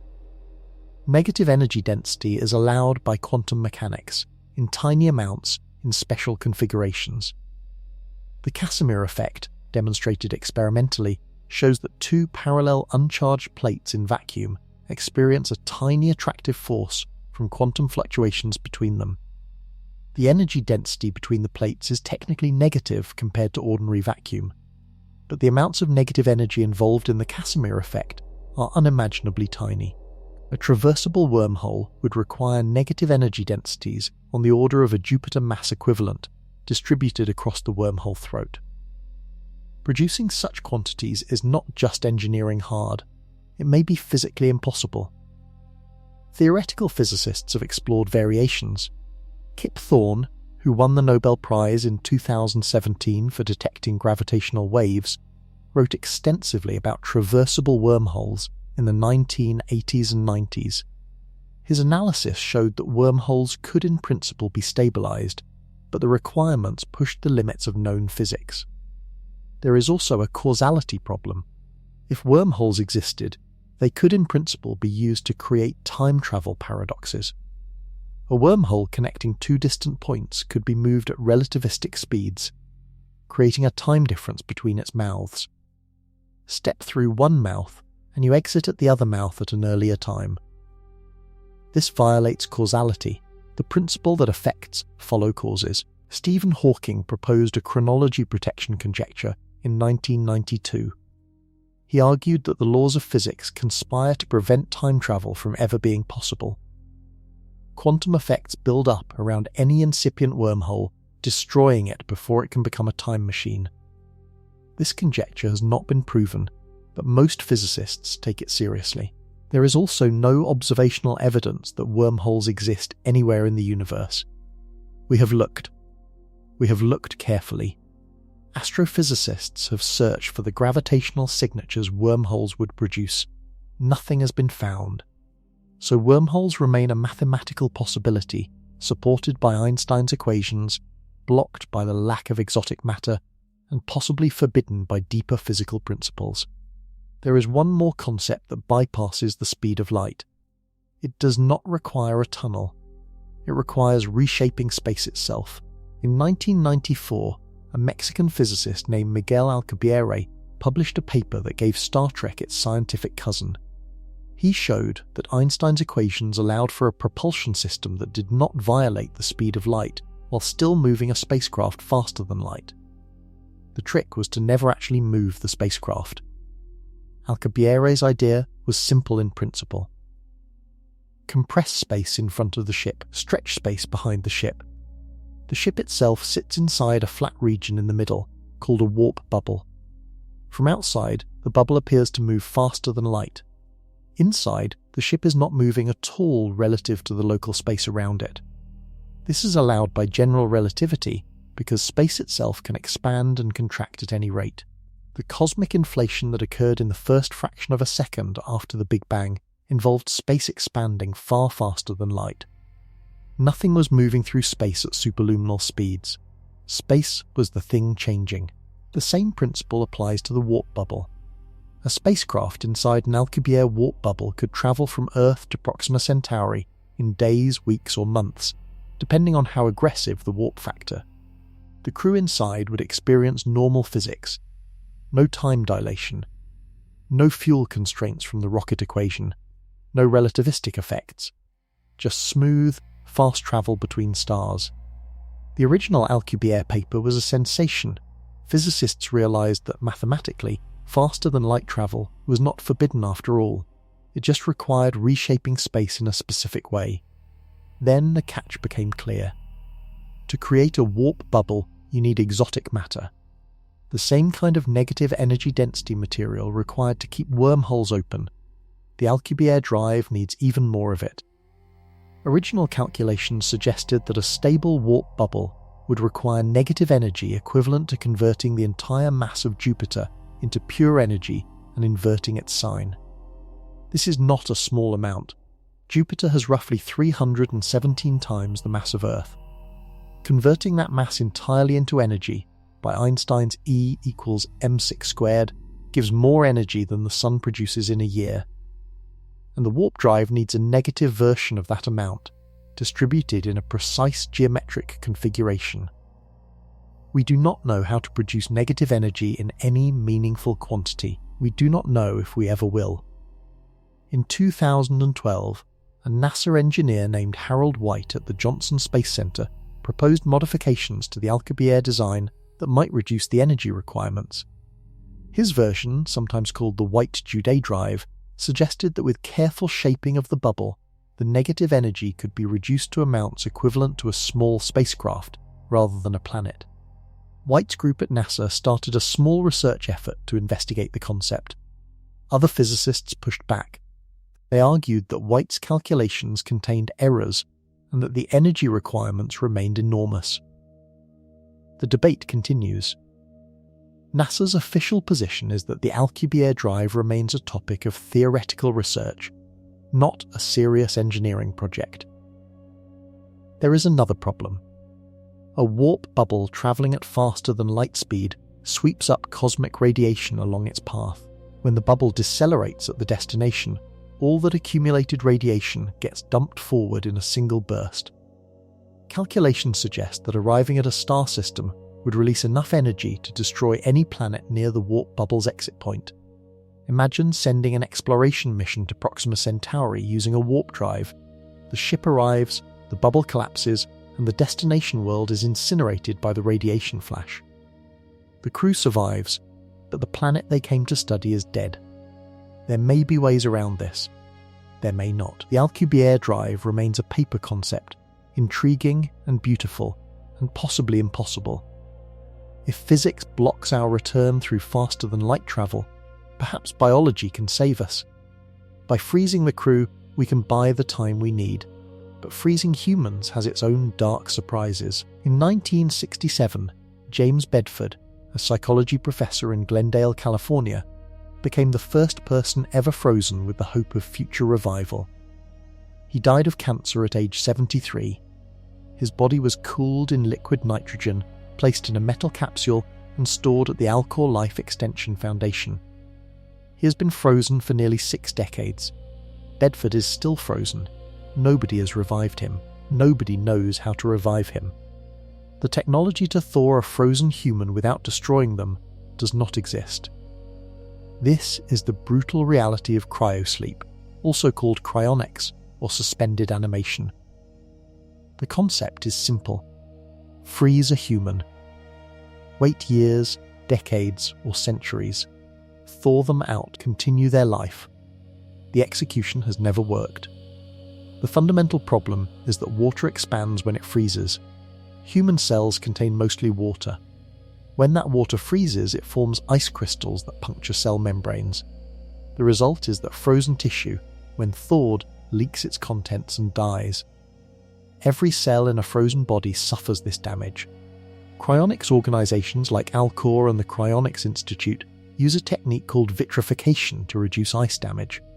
They drain the blood and replace it with a chemical solution that prevents ice formation. The body solidifies into a glass-like state instead of crystallizing. This reduces tissue damage significantly. But vitrification has its own problems. The chemicals used as cryoprotectants are toxic. Any patient revived from vitrification would need every cell repaired and every cryoprotectant molecule removed. We do not have the technology to do this. We do not even have a clear path to developing it. Currently, animal experiments have shown some progress.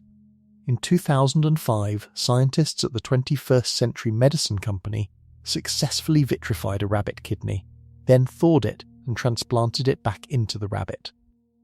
The kidney functioned. The rabbit survived.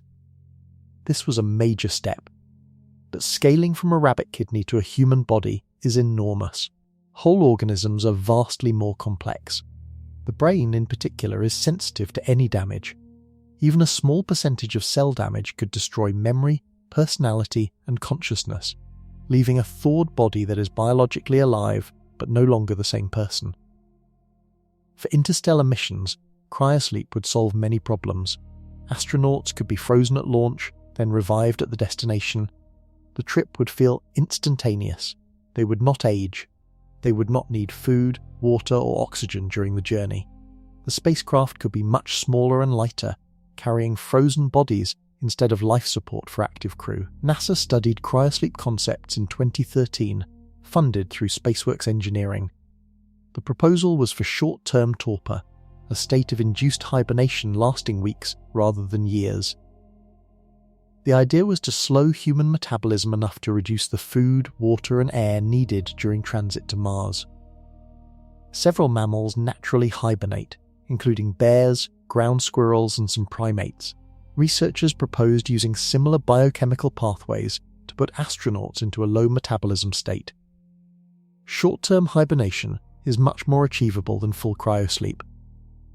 Bears naturally drop their body temperature only by a few degrees and slow their heart rates. They wake up unharmed. Inducing similar effects in humans for trips lasting weeks may be possible within decades, but true cryosleep, for trips lasting centuries, remains science fiction. We do not know if a human frozen today can ever be revived. We may never know. The first generation of cryonics patients, including James Bedford, are betting that someone in the future will figure out the technology. Currently, that bet looks long. There is one more concept that abandons the body entirely. Instead of carrying flesh across the stars, just carry the mind. The cost is everything that makes you human. If we cannot send the body, perhaps we can send the brain, or what the brain contains. The idea is called mind uploading, also called whole brain emulation. The premise is that a human mind is fundamentally information encoded in the patterns of neurons, synapses, and electrical activity in the brain. If you could read out every neuron, every synapse, every connection, and store the data in a computer, you could in principle reconstruct that mind in software. The reconstructed mind would think, feel, and experience like the original. For interstellar travel, this would be revolutionary. A spacecraft does not need to carry food, water, oxygen, or radiation shielding for biological humans. It just needs to carry computer hardware running the uploaded mind. The hardware can be radiation hardened, miniaturized, and designed to operate for centuries. The uploaded crew can pause itself during the long voyage, then activate when arriving at the destination. If transmission technology gets good enough, you do not even need to send a physical spacecraft. You could simply transmit the uploaded mind as data at the speed of light. A radio signal containing your mental contents could reach Proxima Centauri in 4 years. receivers at the destination could reconstruct you in a new body or simulation environment. The technology to do this is far beyond current capabilities. The human brain contains roughly 86 billion neurons, each connected to thousands of other neurons through synapses. The total number of synaptic connections is around 100 trillion. To map all of this at sufficient resolution would require imaging technology far more advanced than anything available today. The Allen Institute for Brain Science, the European Human Brain Project, and similar efforts have made progress. In 2024, scientists released the first complete connectome of an adult fruit fly brain, mapping every neuron and connection. This was a milestone, but a fruit fly brain has about 140,000 neurons. A human brain is 600,000 times larger. Even if we could perfectly map a human brain, we would need to understand exactly how to simulate it. Neurons are not simple switches. They are complex biochemical structures with thousands of variables. Simulating them accurately at the level of individual molecules would require computers vastly more powerful than anything we currently have. Then there is the philosophical problem. If you scan and upload your brain, is the upload you? This question is harder than it sounds. The original biological brain still exists. The upload runs in software. They are now two beings with the same memories and personality, diverging from the moment of upload. The biological original might die during the scanning process, or might continue living afterward. Either way, the upload is a copy. A perfect copy. But still a copy.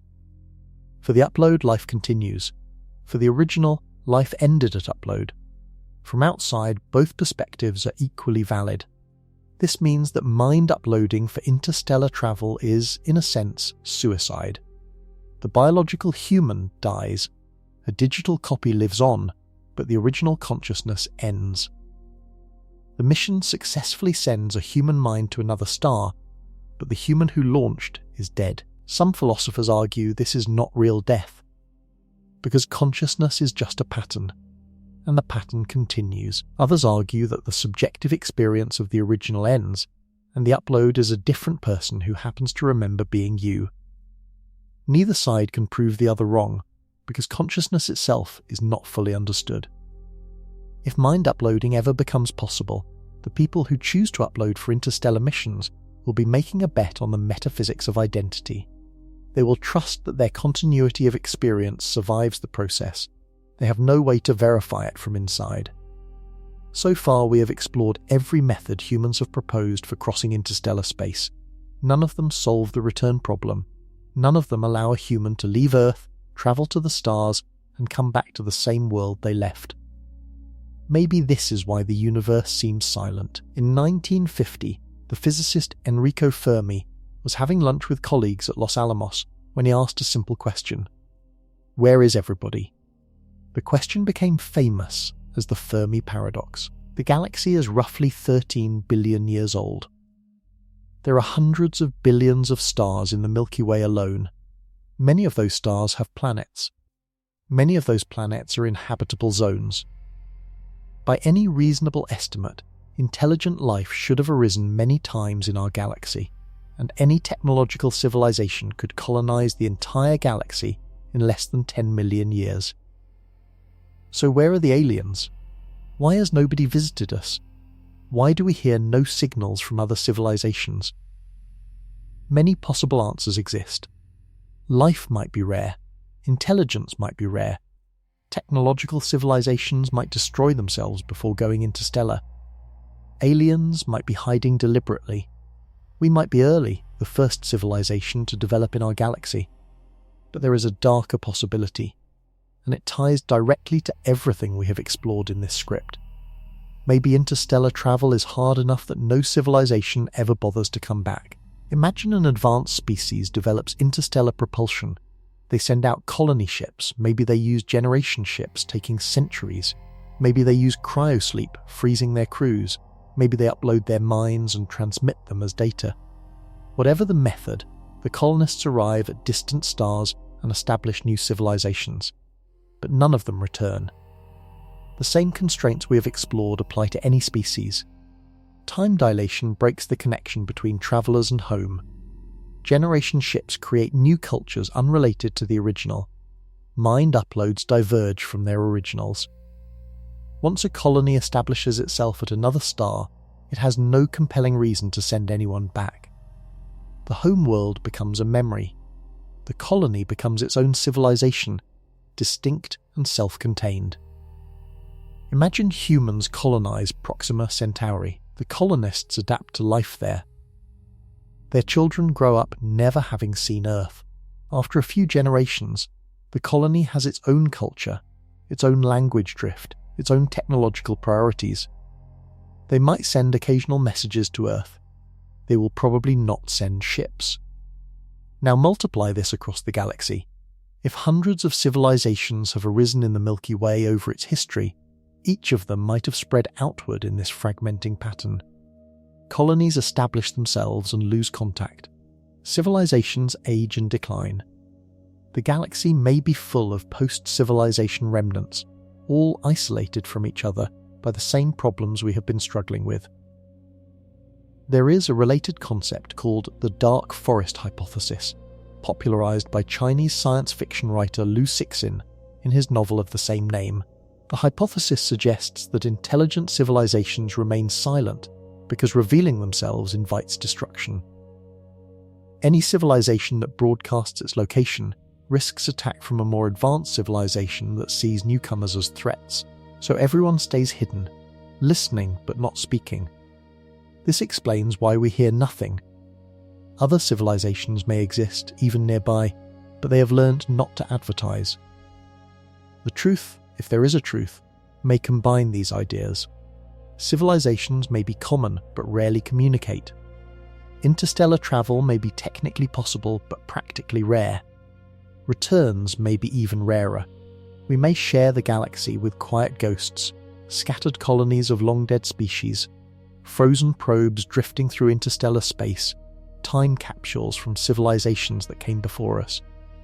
If we ever go to the stars, we may leave the same kind of legacy.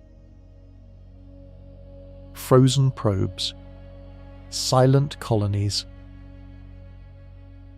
Ash-filled memorial spacecraft. The galaxy may slowly fill up with these traces, each civilization adding its own marks before fading away, none of them coming home. Eventually, even communication itself becomes impossible. Past a certain limit, distance and time conspire to make contact unworkable. That limit is the next chapter. Earth has been broadcasting radio waves into space for about 120 years. Every television show, every radio program, every military radar pulse has been leaking into the cosmos since the early 20th century. These signals are out there right now. They form a sphere around Earth, expanding at the speed of light. The leading edge of this sphere has reached every star within roughly 120 light-years.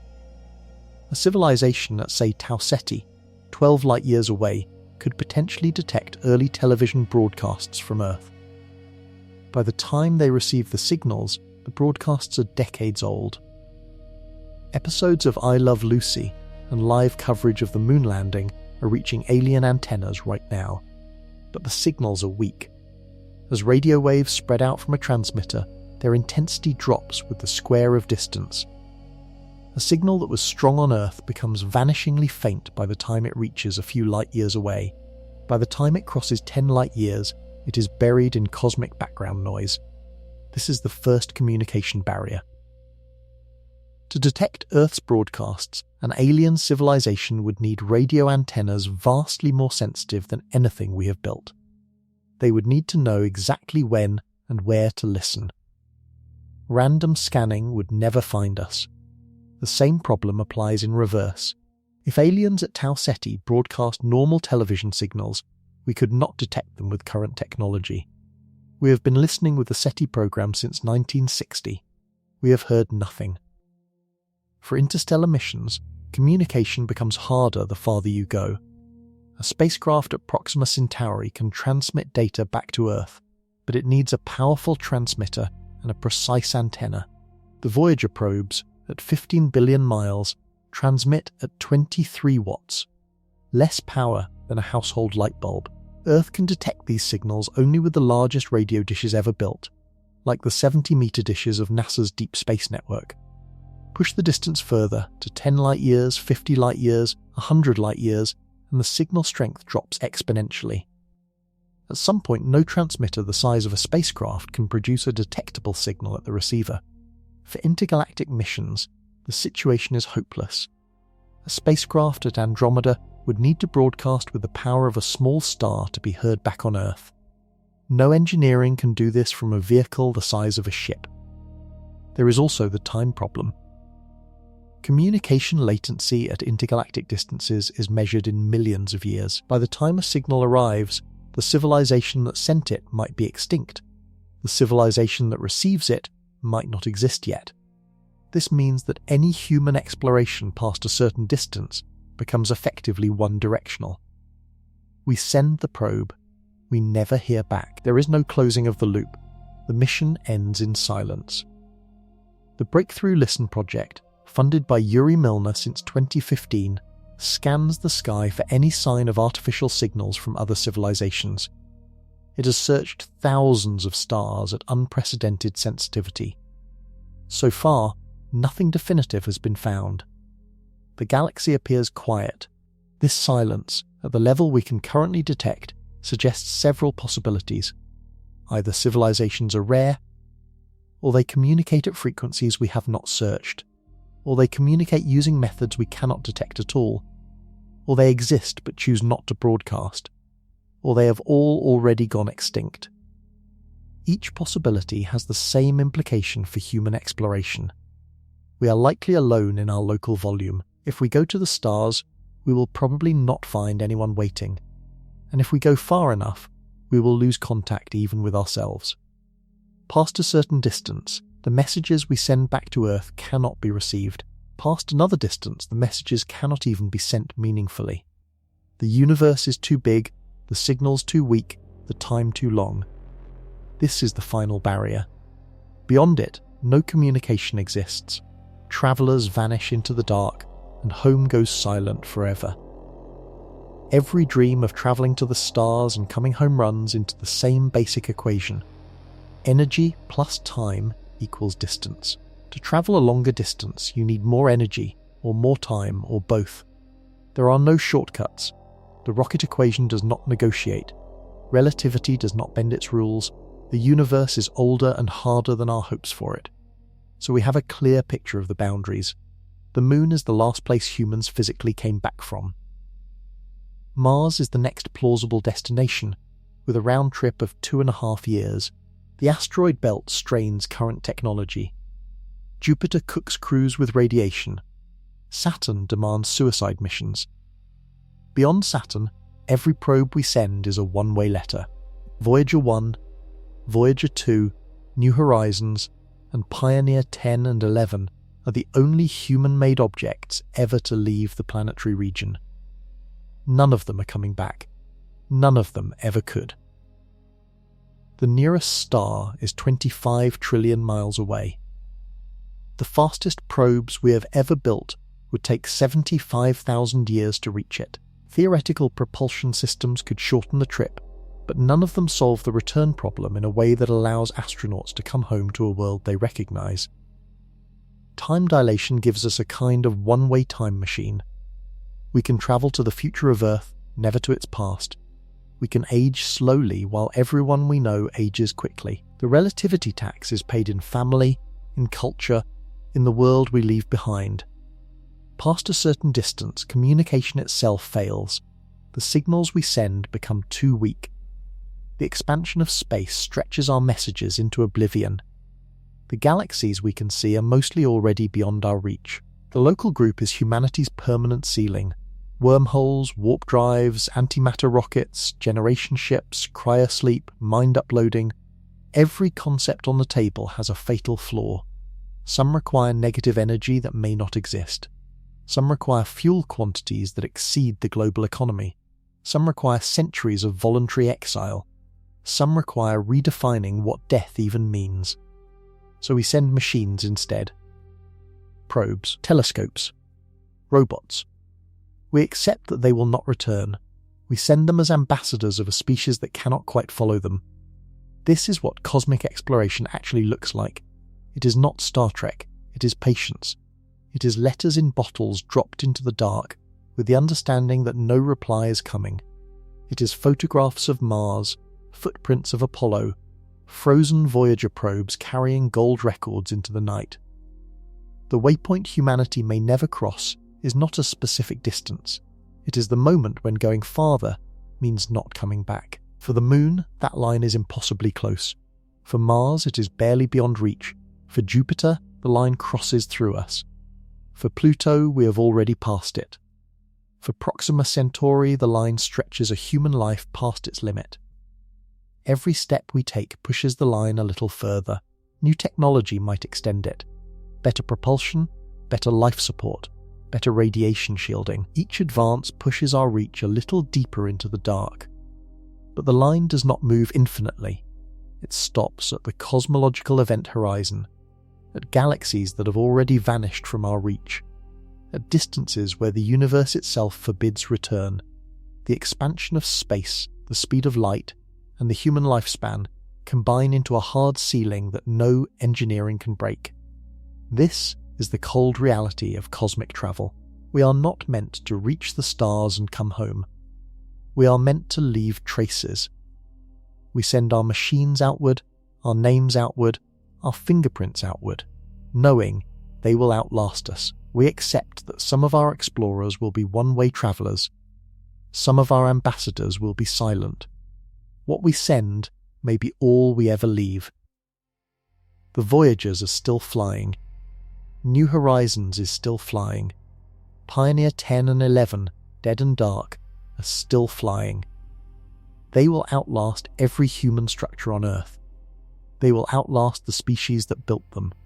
In 1,000,000 years, when nothing remains of human civilization, those probes will still be moving, carrying photographs, carrying messages, carrying gold records. That is what humans do when we cannot come back. We leave the message anyway. The mission ends here. The crew is dismissed. The numbers say no. The calculations break. The fuel runs out. The radio fades. But somewhere in the dark, our metal still moves. And maybe, for now, that is enough.